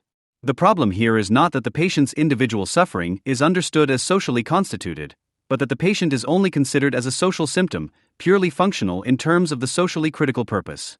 In an essay on Simone de Beauvoir, Scholz criticizes, although de Beauvoir is now of the opinion, one does not come into the world as a woman, but is made one, she vacillates between biological and social explanations, to which she underpins her existentialist worldview. End of quote. In fact, it is the existentialist worldview that makes Beauvoir's main work, L'Uduxième Sexe, so theoretically unproductive. Nevertheless, unlike in Scholz's paraphrase, Beauvoir states, "One is not born a woman, one becomes one." This comes closer to the French formulation than Scholz's misquotation. But the latter betrays the intention of her rereading. Scholz's criticism of Beauvoir is primarily directed against the fact that she still partially assumes false ontological biological foundations. However, Beauvoir does not claim the primacy of biology, but merely states that the biological conditions as objective conditions of socialization must not be ignored if we are to understand what humanity has made of the human female. Scholes, on the other hand, who sees gender as socially made rather than having become natural history, wants to contribute to a sex-gender dialectic with non-essentialist and non-biologistic reflections. She therefore instrumentalizes Beauvoir for her own thesis, according to which biology is first and foremost ballast that needs to be discarded in the service of emancipation. The concept of nature serves here only as a mode of its denial. If for Beauvoir nature is the starting point, but not the end point of her considerations, Scholes traces every criticism of naturalism back to an androcentric social unconscious, which still enables patriarchal, commodity-producing conditions today. Two things are incommensurable with Exit's gender-critical postulates: the sphere of self-preservation qua consumption and the sphere of childbearing. Consumption is dictated by the mute compulsion of circumstances. In the worst case, failure to do so means paying with one's life. However, consumption is only apparently individual and unproductive. Capital does not care how, where, and why consumption takes place, only that it happens is decisive. Nevertheless, Marx situates self-preservation outside of wage labor, but as a decisive moment of the overall process. It is the production and reproduction of the capitalist's most indispensable means of production, the worker himself. The worker must reproduce himself as a worker for capital in order to maintain himself as a human being. But the capitalist can confidently leave the procreation of potential new workers to the worker's instinct for self-preservation and reproduction. A few decades later, psychoanalysis attempted to put into words what Marx was not interested in. However, Marx and Engels already noted in an unpublished manuscript of the German ideology that generative reproduction, although usually carried out in private, is not dysfunctional. The first division of labor is that of man and woman for the production of children. This division of labor is reflected in the phylogenesis of the human physique, to the extent that the differentiation of humans into men and women is socially shaped. In this sense, Beauvoir points out that bisexuality is not an inevitable prerequisite of life in general, and that reproduction can also take place outside of the respective bodies. In gender contexts, this insight has now shrunk to the conviction that there is no qualitative difference between humans and amoebae or even fish, amphibians, reptiles, and birds beyond the different forms of reproduction. Humans, however, are characterized by the fact that they are descended from animals, i.e., that they are no longer animals, but that they have not completely separated themselves from them. Psychoanalysis was persistently accused of leveling out the difference between humans and animals, while it only warned that by denying nature, humans were putting themselves even more at its mercy and were in danger of being caught up by their denied history. The accusation against psychoanalysis is based on the inability to distinguish between animal instincts and human drives. Man is only a deficient being as an animal, a deficient animal. However, by rising to an upright gait, he became human and created new dependencies for himself. However, the transition from first to second nature was never absolute. First nature was not replaced by society, but superimposed by it. More truth than any sex-gender dialectic, which in times in which the sexes are almost only distinguished by their primary characteristics, is always resolved in favor of the gender side, contains Freud's sentence, "Anatomy is destiny." Clarifying this fate is the self-imposed task of psychoanalysis. Sandor Ferenczi took this very seriously when he attempted to build a bridge between the physical and the psyche, biology and psychoanalysis with his bioanalysis. In doing so, he made a contribution to the natural history of man that stands in sharp contradiction to Lamarckism. This is taken up in Adorno's aphorism sur l'eau in the Minima Moralia. The answer to the question of the fulfilled utopia is famously formulated very cautiously as follows: rain faire comme un tête, lying on the water, could truly fulfill the promise of dialectical logic to flow into its origin. This echoes motifs from Ferenczi's attempt at a genital theory. Ferenczi examines the development of genital sexuality, taking into account the human desire to return to the original stage in water along the animal ancestral line. He interprets this desire as one for absolute regression, which is to be understood onto and phylogenetically. Marcuse judges the relationship between psychoanalysis and biology. Freud's biologism is social theory in a deep dimension that has been consequentially flattened by the neo-Freudian schools. By shifting the emphasis from the unconscious to the conscious, from the biological to the cultural factors, they cut through the roots of society in the drive layer. Freud's theory is therefore only critical of society through its biologism. In this sense, the question of what a woman is, which is taken up by gender theory in a pseudo-critical way, has always been unconsciously decided for every human being. The fact that we are all creaturely motherborn, Lou Andrea Salome, applies to every living human being. Unless a child grows up in a gender-sensitive community and isolated from the world, after a while it comes to the conclusion that this also means being creaturely born female, so that it becomes aware of gender differences, especially in its parents. This makes it easy for proponents of maternal ideologies or attachment theories, as they address a biological, but above all a psychological reality. The unconscious, spontaneous acquisition of language ends for the child at the beginning of the Oedipal phase. The hesitant beginning of conscious, conceptual thinking and learning, which only experiences its full development in the latency period, thus overlaps with the discovery of gender difference and the recognition of oneself as an ego. As an attempt to understand the perception of children, who do not yet participate in the process of abstractions, the aphorism Kaufmannsladen from Minima Moralia is recommended. For little pre-Oedipal people, it says here, their spontaneous perception still grasps and tries to escape the contradiction between the phenomenon and the fungibility that the resigned one of adults already no longer reaches.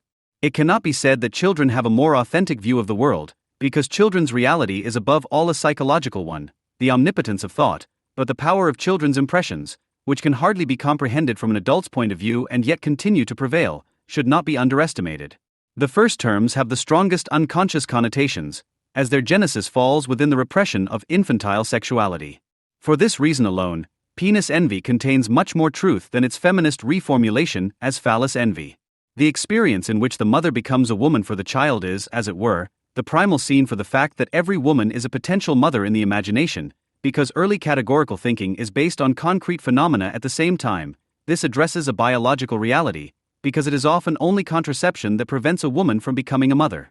It becomes clear here that birth is by no means a purely physical process, but one that has far-reaching consequences as a shocking intrusion of reality into the individual psyche. In a mediated way, procreation represents such an experience for the adults involved. In this regard, Beauvoir writes, from a purely biological point of view, one could not establish the primacy of one of the sexes with regard to its role in the preservation of the species. End quote.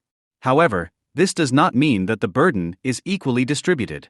Scholes, on the other hand, who still sees the gender relationship as at least a basic human relationship, says, however, this fact should not lead us to locate the reproduction of the species in this sense primarily on the women's side. This connection concerns both genders equally. End of quote. According to this, considerations that focus on women's ability to bear children are based on a naturalization of gender, because reproduction also requires men, who are just as much in just as little nature as women. Formulated in such general terms, this may be a valid objection to maternal ideologies that declare a necessity, and it is such a necessity in the value society if it is the woman who carries the child for 9 months and later breastfeeds it, to be a virtue. The glorification of female nature includes the humiliation of all who are caught up in it. However, the attempt to overcome nature by denying it remains purely discursive. As much as man is of course also nature, he is not nature in the same way and with the same consequences as woman. Quote, she who feels like a wound when she bleeds knows more about herself than she who feels like a flower because it suits her husband. End quote. With Exit, a feminism without women emerged from the Croesus group, so to speak. Being a woman appears as a purely formal role position qua identification with a mother, while the natural historical genesis of this identification is ignored. Similarly, from a socio-psychological point of view, the male child must turn away from the mother and perform a dissociation/devaluation of the feminine in order to be able to form a male identity, whereas the girl must identify with the caring mother in order to become a woman. In fact, the ontogenesis of the individual is much more drastic. The psyche is more a scar tissue of experienced shocks, Adorno, than the product of a principle of form, Spath. Otto Rank described the psychoanalytical significance of birth and its effects on the development of the human mind. In the course of his practical work as an analyst, he noticed that his patients, regardless of gender, showed strong resistance in the form of a mother fixation and rebirth fantasies shortly before the impending healing. They felt reborn and did not want to separate from their analyst, who was identified with their mother. If coping with the illness proves to be a subsequent resolution of the imperfectly overcome birth trauma, the fixation on the mother becomes the focus of psychoanalytic attention for the first time in a plausible way. Rank further developed Freud's concept of birth anxiety as a model for all later anxiety, by emphasizing that the first perception of every human being is the anxiety experience of birth, which is directly associated with the maternal genitalia. Freud's reaction to Rank's work vacillated between praise for the most important advance since the discovery of psychoanalysis and massive rejection.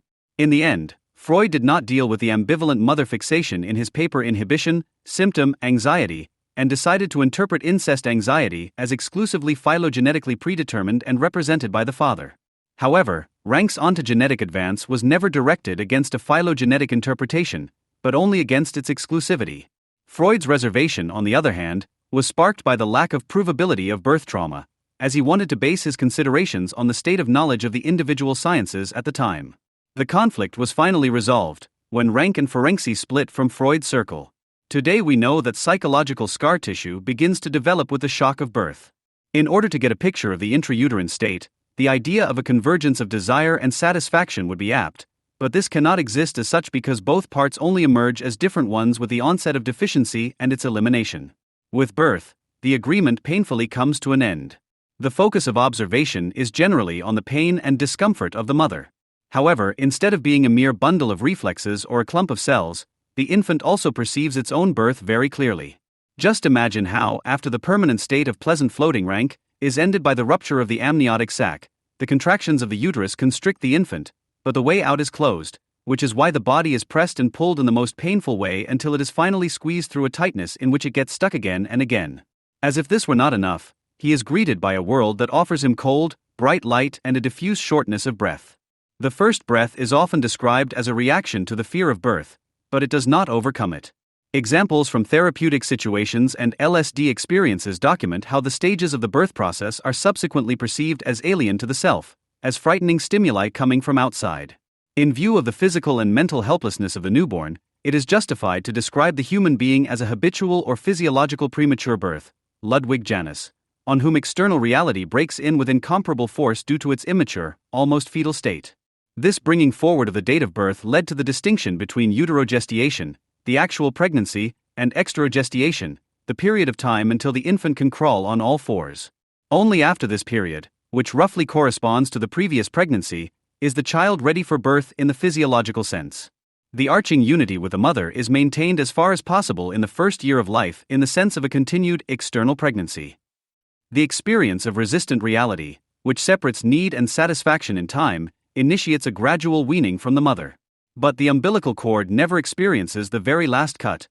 Andrea Salome regressions significantly determine the life of the infant as well as the adult. In child development, all situations of well-being, crawling into caves, clinging, can be interpreted as repetitions of intrauterine behavior. Every night, the embryonic constellation returns with sleep. Quote, "Our relationship to the world, into which we have come so unwillingly, seems to mean that we cannot endure it without interruption. We therefore temporarily withdraw into the pre-worldly state, into the womb existence. We at least create conditions very similar to those that existed back then, warm, dark, and unstimulating. Some of us still curl up into a tight package and sleep in a similar posture to that of our mother's womb. It looks as if the world hasn't quite got us adults either. Only 2/3 of us, 1/3 of us are still unborn. Every awakening in the morning is like a new birth." End quote. Every later lust is based on the fetal state of unity with the mother, in which satisfaction is not separated from lack, and urges the restoration of unity. In the beginning was ambivalence, Andrea Salome, and one could confidently add of the maternal genitals in order to emphasize its symbolic somatic significance for coping with sex against all anti-biologists. The Oedipus complex also appears in a different light against this background. Its sources are no longer exclusively the authority of the father and the threat of castration, but the intrusion of reality through birth, to which the subject reacts with the attempt to overcome the fear of the maternal vagina by occupying it as a libido object. The feeling of guilt develops from the failure to do so. The fear that urges rejection is shifted onto the father and bound to him. Contrary to Freud's fears, this realization does not devalue the significance of the Oedipus complex, but can actually explain it. According to this, childhood is a serial trauma that is actualized as real fear in the Oedipus complex. After the birth trauma and the loss of the mother's breast, the threat of castration is the third of the narcissistic insults of the individual being, which are definitely related to those of humanity. This relationship is expressed in the metaphor of cutting the cord. Instead of demonstrating any socially acceptable need for attachment to the mother, the child strives to literally return to the mother. This initial situation is brought about independently of gender by the necessary repression of the mother's genitals. Otto Rank describes what it means for the girl to overcome the shock of the difference between vulva and penis and to accept her own sexuality. In the case of the woman, a decisive piece of transference libido is necessary. For the girl, it is a matter of renouncing the active return to the mother, the penetration recognized or imagined as a male prerogative, and satisfying the desire to regain the blissful original state by means of passive reproduction, i.e., pregnancy and birth of the child in the highest maternal happiness. End of quote. Because of the unconscious fear of the maternal genitalia, sexual union with a substitute object always remains insufficient for the man, which is why the act must be constantly repeated. At the same time, cultural and artistic symbolizations of the mother's interior and compensatory fantasies, such as those of paradise or the land of milk and honey, emerged. But the repression continues, with real women being an embarrassing reminder of the trauma of childbirth. But contrary to the exit group's assertion, the polymorphous perverse unconscious knows no gender, only the cross-gender and anxiety-ridden experience of the act of birth. Like the primary process of the unconscious, which is characterized by the unbound flow of psychic energy, fetal psychism, in which intention and effect fall into one, is a model of hallucinatory wish fulfillment. If Freud, in response to Jung's archetypes, spoke of the phylogenetic memory of the unconscious, Rank concretized the fetal state in the womb as the core of the unconscious, which Freud ontogenetically only understood as infantile. The significance of the unconscious, which is indifferent to reality, is revealed in its differentiation from the preconscious, whose content can become practically accessible, as its imaginative content is bound to language. Thus, everything sexual belongs to the preconscious, as the sexual symbolism used in jokes, folklore, and myth shows. Only the libidinal relationship of the embryo to the womb is truly unconscious.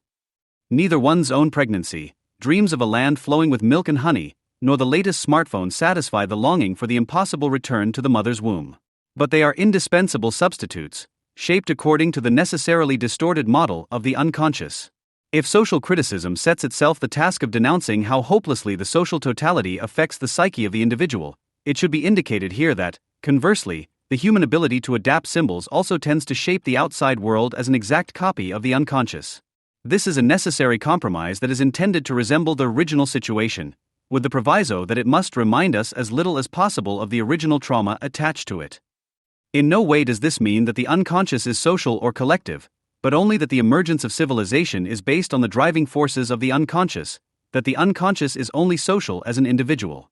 For her concept of the social unconscious, Roswitha Scholes draws on the work Nederbeschurschung und die Weiblichkeit by Elvira Skeech, who is popular in Marxo-feminist circles, and on Regina Beckerschmidt's reflections. The latter draws her concept largely from Gernot Bohm, whose critique of Freud is based on the work of Bachelard, Foucault, Sartre, and Heidegger.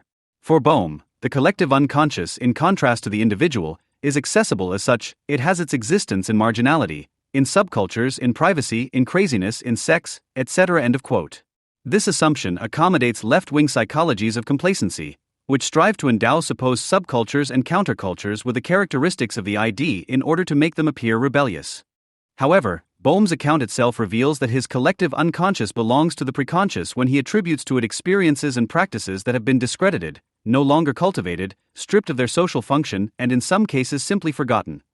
Only contents of the preconscious, not those of the unconscious, can be forgotten at all. Freud's distinction between the unconscious and the preconscious is no longer even made here, and the unconscious is overused to such an extent that it is tantamount to its denial. All criticism of fundamental Wortkritik and Wordabspaltungsskritt is rejected by Exit insofar as it assumes that the entire approach, including its analytical content, has a purely psychologically conditioned performance, i.e. does not look at the matter but only at the supposedly guiding motives of the theory. However, this is a diversionary maneuver, because one does not want to engage with the content. Apparently, what is understood as a critique of ideology must not itself be criticized as an ideological form. The criticism of crisis theory is not directed against the abstract possibility, the conceivable case that it could be right at some point, but against the stubbornness with which it asserts its theses as exclusive. The fact that one does not allow oneself to be driven crazy by the possibility of the exit predictions coming true is therefore not treacherous curs, but only reasonable. Criticism that engages with its subject always considers the relationship between thought and desire. In a thought that had abolished its motivation, the wish would only achieve real expression through its disappearance in the thought. However, both Kurz and Exit make use of desireless thinking, pure thought, detached from all desire, absolute logic and truth. This, in turn, is truly treacherous. Anyone who so energetically denies desire, without which thought is not possible, reveals the failure of reflection in favor of instinct. The result is a necessarily false compromise between desire and thought, in which thought continues to be subject to desire without this in turn becoming the object of thought. This is why Scholes unintentionally provides an appropriate description of her own theory when she writes that the fact that there are differences in the crisis, but also a simultaneous crisis of differences, leads to the fact that in the face of the intensified socio-economic crisis, one refers primarily to oneself in an ideologized perspective of concern in the face of a perceived basic insecurity. Only that, in contrast to manifest postmodern counterparts, this connection is shifted into latency in Exit. This is why psychoanalytical interpretations can help to explain the Wordabspal Tungscript that is rooted in the crisis of distinction. By denying the one father, the rejected patricide sets in all the more instead of reaching beyond him, which is why Robert Kurz's foster sons and daughters should not move away too quickly from the line written in the name of the father for reasons of drive economy alone. Wolfgang Port has described the socio-historical conditions of this constellation. While the generation of and before Robert Kurz was still partially able to earn a living as professional theorists, the next generation could hardly dream of it. We had all the time in the world. The welfare state does not let its revolutionaries starve. Today, capitalism has outlived its subsidized criticism. Gone is the era in which the motto was, "Capital makes profits." We lived from denouncing this, routinely and in a way that was guaranteed to have no consequences. It is probably no coincidence that the radical critique of value began at the same time as the welfare state began to crumble. In the meantime, the critics have become aware of its superfluousness. If you want to continue to be noticed, you must not try to break through the delusion, but take it to the extreme. Long-term predictions are intended for immediate consumption.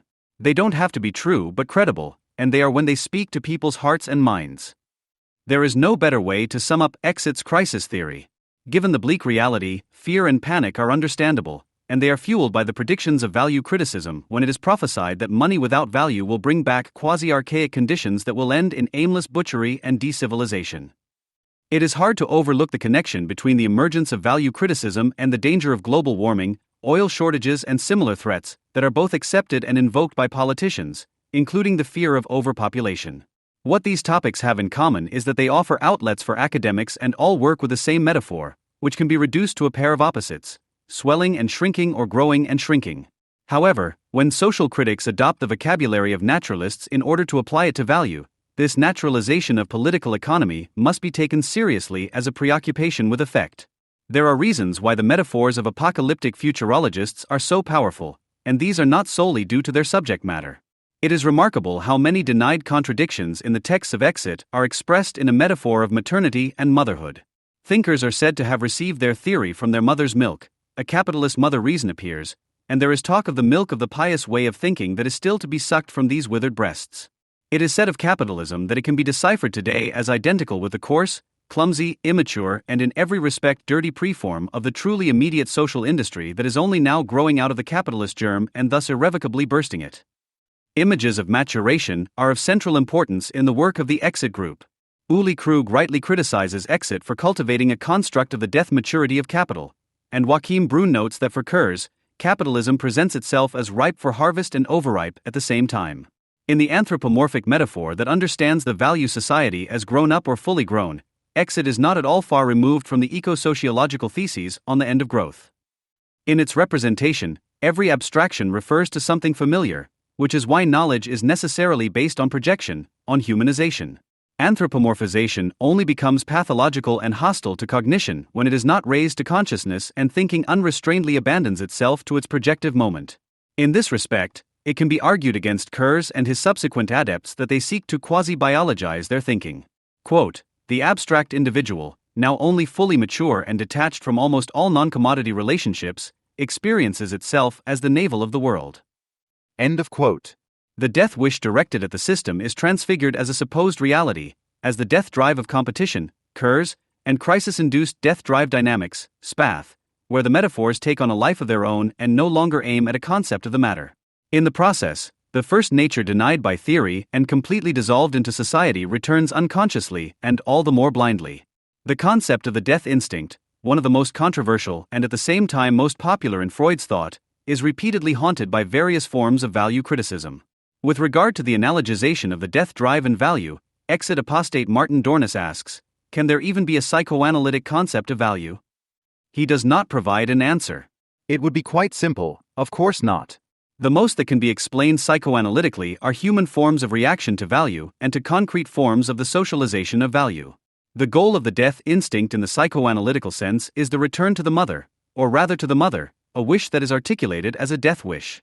Death stands for the possibility of this return without a detour via surrogates and is based on the paradox that birth appears to the infant as death, but death as a return to the mother, to life in the prenatal paradise. Freud inadvertently expressed this himself in 1924. The birth trauma must be associated with an instinct that strives to restore the former existence. You could call it the happiness drive. End of quote. In Beyond the Pleasure Principle, however, he described the death instinct with precisely the same concept. The drive, in which death and happiness seem to be equated, thus describes precisely the treacherously seductive aspects of death, of which no one can say whether it is purely social. In social reality, resistance to death can only mean fighting against conditions in which there are many reasons to opt for resignation, and against the virulent tendency towards death, to remember the banality that one can usually and almost everywhere find something better than death. The longing for an arousal-free, tension-free state, which the death instinct aims at in the psychoanalytical sense, can be deciphered as a womb regression. The death drive is an expression of the pleasure strivings of the ID at the expense of the ego's experiences of lack of pleasure. If one takes the death drive seriously psychoanalytically, instead of misunderstanding it as a mere mystification of value, one must refrain from alienating it from its political purpose. This also applies to Marcuse's attempt to explain the death instinct as not natural but socio-historical and to link it to the development of the achievement principle. This fails to recognize the experience of the need for life during birth, which is the material reason why Freud understands the renunciation of the drive resulting from the reality principle as a cultural achievement and not just as a socially necessary compulsion. Breaking the spell of the death instinct would therefore most likely mean fighting for a world that allows states free of suffering and tension, but does not only consist of them, a world in which one is allowed to show oneself weak, but is not condemned to weakness. This intention is entirely compatible with what ideological critics are aiming for with the formula of the abolition of death, except that it refrains from crossing out its natural historical and psychodynamic dimension by equating the death instinct with value or through other social reductions of the death instinct. Freud pointed out, not without reason, that the two main drives, life drive and death drive, usually occur in a mixture of drives and only rarely in a mixture of drives. How value is related to the death instinct without being identical with it is perhaps best illustrated by the quasi-immortal amoebae, in which self-reproduction through asexual reproduction qua cell division coincides with death, meaning that a differentiation of the life and death instincts cannot take place at all. The equation of value with the death instinct, which plays on the hope that it will pass away of its own accord, resembles the hope of ungrateful beneficiaries of an estate who wait for their distant but wealthy aunt to die soon, but are often outlived by her in the end. Whether this waiting expresses hatred or simply deep indifference towards people is more of an individual question. But Wolfgang Port, who proves that one can still make judgments even in resignation, warned quite rightly, those who reckon with vicious animals will find people sympathetic because they are often not as they ought to be, while the Marxist must at some point become a despiser of humanity and wish the whole gang to hell because they persistently thwart all the great thinker's efforts. End quote. In his theoretical optimism, the Marxist denies real, existing people and the absurdity of their lives in favor of the idea of a Marxism without people. A dualistic rather than dialectical concept of statics and dynamics serves this purpose. Quote, the dichotomy between invariance and changing forms drags along the metaphysical dogma of the primacy of the unchangingly constant over the ephemeral in a positivist antimetaphysical attitude and thereby does violence to the facts. End of quote. The inability of value criticism, which persists in mechanistic positivism, to allow people's psyche more leeway than their physique is evident in formulations such as Spatha's, according to which the drive ultimately dissociates into a commodity-like need. Apart from the fact that something dissociates into certain parts, if it dissociates at all, Adorno's statement that the social and natural moments of need cannot be separated from each other as secondary and primary in order to establish a hierarchy of satisfactions. Since no evidence for the collapse of capitalism can be found in empirical reality with the best will in the world, the psyche, which is not prepared to accept a perception compatible with the prescribed theoretical premises, must be denied along with its anchoring in the drive structure. This leads to the permanent confusion and interchange of psychoanalytical terms. Drive renunciation is identified with postponement, defense with repression, and the drive with its representation or desire. Desexualization also does not affect the libido, as Spath claims, but rather its organization, because the drives of the unconscious initially only urge rejection. Quote, no desire is ever completely abandoned, no matter how thoroughly the desire for it has been repressed. Just as the girl waits for her clitoris to become a penis, the boy waits to have children. End of quote. These desires denote a fantasy whose longing is insatiable, since the longing is fed by the real absence of the beloved object, by the absence of unity. Although man formally emancipates himself in his ontogenesis from his own imprisonment in nature, he is nevertheless at the same time imprisoned in it, because it remains the pressing force for reshaping the outside world. Real emancipation would express itself in something other than the mastery and denial of nature, which in turn addresses the women's question. In capitalist societies, women are forced to earn money, but not to marry or have children.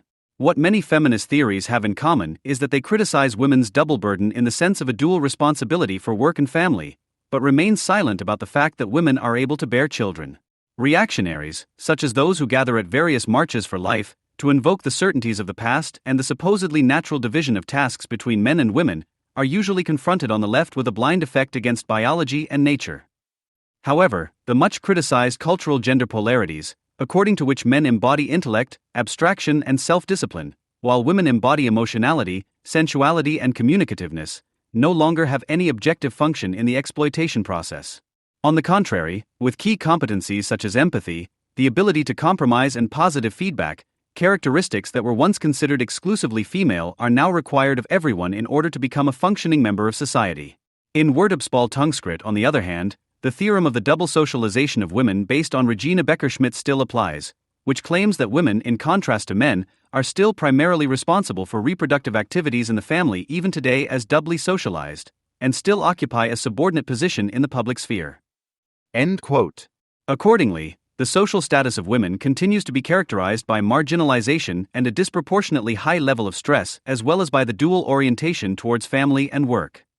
Reproductive activities in the family and household are consistently described as something different from the general commodity character, as zones in society that have remained partially withdrawn from the principle of pure rationality of purpose or activities that correspond to the logic of time expenditure, and are sharply distinguished from wage labor, which follows a logic of time saving and exploitation. Nowadays, wage labor and unpaid reproductive work are becoming increasingly similar in that the difference between time expenditure and logic of exploitation is no longer subjectively perceived. The one as well as the other work simply wants to be done as quickly as possible. Even a large part of parenting is delegated to the media, cell phone, internet, or computer game, without the time thus freed up being experienced as qualitatively free time. A concept such as that of double socialization therefore does too much honor to women, presumably contrary to Scholz's intention, by continuing to assign them a kind of privileged status of oppression. A working woman with a child is rather less socialized than doubly socialized due to her additional burden, because the coexistence of family and professional duties systematically prevents the twofold socialization, which is also becoming increasingly rare for men, as citoyen and bourgeois. Strictly speaking, before women were allowed to work, they were not socialized at all due to their exclusion from private property, education, and the right to vote. The opportunity to represent a private interest, if at all, could only be mediated by the father or husband. Sociologically, this status should not be described as socialization, but as communalization through the family. To claim that one is socialized through unpaid domestic and reproductive work is itself ideological, because the possibility of entering the mediation sphere of the market presupposes that one is a legal and economic subject. In principle, what was the public sphere in the heyday of bourgeois society has long since ceased to be a male sphere. Quote, "The heroes have been socially castrated. In the modern army, as in the factory, those in command had to practice submissiveness and humility, formerly feminine virtues. They were strictly forbidden from daring to do business on their own account, especially on the labor front. The proud man became cannon fodder, workhorse, and sacrificial lamb, a metamorphosis that affected not individuals but everyone." End quote. The former opposites, public-private, wage-labor-leisure, are being increasingly leveled out by the socialization of value itself. Capital as self-valorizing value, money heckling money, produces the difference between male gainful employment and female reproductive work, but is itself genderless and tends to cash in on the difference it sets. It is therefore not, as Roswitha Scholz claims, the feminine that has been split off from the production of surplus value, but a general human principle. Thus, it is not humanity that resembles a giant amoeba port, as gender theory, which interprets every gender difference as a result of repression, suggests, but rather capital. To him, not to human beings themselves, the first nature of man is an annoying but not entirely abolishable precondition of the self-valorization of value, because the abstract equality of all in the exchange of equivalents abstracts precisely from everything particular. Nowhere is abstract equality as repressive as in the sphere of the labor market. As much as capital is genderless, the labor force is not. The special thing that women, in contrast to men, still have to struggle with in this sphere is not the feminine, but the possibility of pregnancy, because maternity protection and parental leave cause costs that pose a challenge for small companies in particular. Employers face massive fines for violating the regulations on maternity protection and parental leave, and there are usually additional costs for replacement workers and continued payment of wages. Both the gender pay gap and the underemployment of women can primarily be explained by this constraint and the associated risk calculation. Marx already noticed that in the automatic factory, there is a tendency to equalize or level out the work. The artificially created differences are replaced primarily by the natural differences of age and sex. Legal maternity protection is now a double-edged sword for women. As necessary as it is for expectant mothers, it makes the ideologically asserted nature of women real for them. The actual unequal treatment and pay of women in factories and employment offices is therefore not a consequence of their inequality, but an expression of the equality of all before the law of value. Regulations such as anonymized job applications cannot really change this because they de facto only postpone the certainty of whether an applicant is male, female, or transgender. Even Juliet Mitchell, whose Psychoanalysis and Feminism is one of the most readable rereadings of feminist interpretations of Freud, ignores the precarious fact of women's ability to give birth. At the end of her essay, she also turns against Freud's biological determinism. If anatomy were indeed destiny, as Freud once fatally remarked, then we might as well throw in the towel and give up, because then there would be nothing to distinguish man from the animal. Now you could ask whether feminism, in its third wave at the latest, is not just throwing in the towel anyway. The real women that this movement still diffusely claims to represent have long since taken matters into their own hands. As early as 1992, Der Spiegel reported on women in Eastern Germany that they often have themselves sterilized in order to be able to compete in the tight labor market. It is not uncommon for job seekers to enclose the certificate of the procedure with their job application. And the Frankfurter Rundschau reported in 2015, Larissa Knapp even decided against having children altogether and had herself sterilized. She brings the medical certificate with her to every job interview. The text continues, if a woman is asked at a job interview whether she is pregnant or plans to become pregnant in the near future, she is allowed to lie. But women who are of childbearing age, which can theoretically be anything from 14 to well over 44, are still at a disadvantage when looking for a job. The situation is tricky. Demanding more regulation is not the solution. There needs to be a change of heart, all women are sure of that. End quote. A change of heart is usually called for when you know that nothing will change. And yet these two articles say more about the current situation than any talk of value dissociation. Fathers, not men, are the holders of power, says Mitchell, but it doesn't occur to him that it might also be potential mothers rather than women who are oppressed, or rather, paid less, regardless of whether they want to have children. The pill, as much as it enables individual life and family planning, does not seem to be sufficient in this respect as a confidence-building measure for employers, because it does not change the fact that it is only women who can give birth. The male pill, which some people seriously want, would hardly bring about a massive reduction in the number of women taking the pill if it were ever developed, as every woman would be pretty stupid to trust some guy in a matter that, in case of doubt, she and not he would literally have to carry. To compensate for this persistent difference, which cannot possibly be explained as merely socially constituted, there have recently been increasing calls for so-called job freezing, an enforced break for everyone involved in a pregnancy, usually the woman and her husband. For a certain period of time, expectant fathers would have to take a break from their jobs just like expectant mothers, as if they were pregnant themselves. Employers would then no longer have to worry in the interview about whether the young woman sitting in front of them might soon be absent due to pregnancy, because a male applicant would face exactly the same risk. However, the subjunctive mood proves that this is a mere illusory solution. Men may be involved in a pregnancy, whatever that is supposed to mean beyond the biological fact of procreation, but for the time being they cannot become pregnant. In addition to the fact that women are still primarily responsible for reproductive activities, the essence of Wirtschaftsspaltung is also evident in the fact that they are generally subordinated to men and disadvantaged within this, abstract, work outside the home, writes Roswitha Scholes. The fact that this subordination has outlived that of external coercion in the postmodern era is also due to a certain momentum of its own. Women know that they earn less and are therefore more likely than men to stay at home to look after the children. It is not the devaluation of women by the social unconscious, but such conscious calculations, committed to self-preservation and not to some kind of androcentrism, that contribute to these circumstances.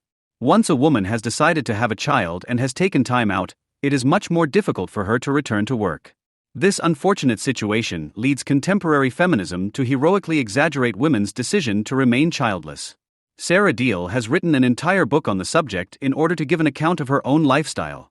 She also equates nature with naturalization. Quote, by making biology the basis, women who shirk motherhood or the general female duty of care are devalued. End quote. While Deal recognizes that the maternal instinct is nothing natural, she nevertheless concludes that it is used to emotionally blackmail women because they will regret it qua their nature one day if they remain childless. A threat that could remain inconsequential if the social expectation did not also remind us of hidden desires that are just as real as the social expectation. The more such desires are denied or, where women express them openly, denounced as relics of bourgeois ideology, the more conformist the childless, happy woman praises herself as the avant-garde of a socially compatible freelancer. Quote, the organization of one's own life without children can therefore be an important contribution to the functioning of a society on very different levels. End quote. What is de facto often just a reaction to social constraints, not having children, is stylized as a courageous decision to resist.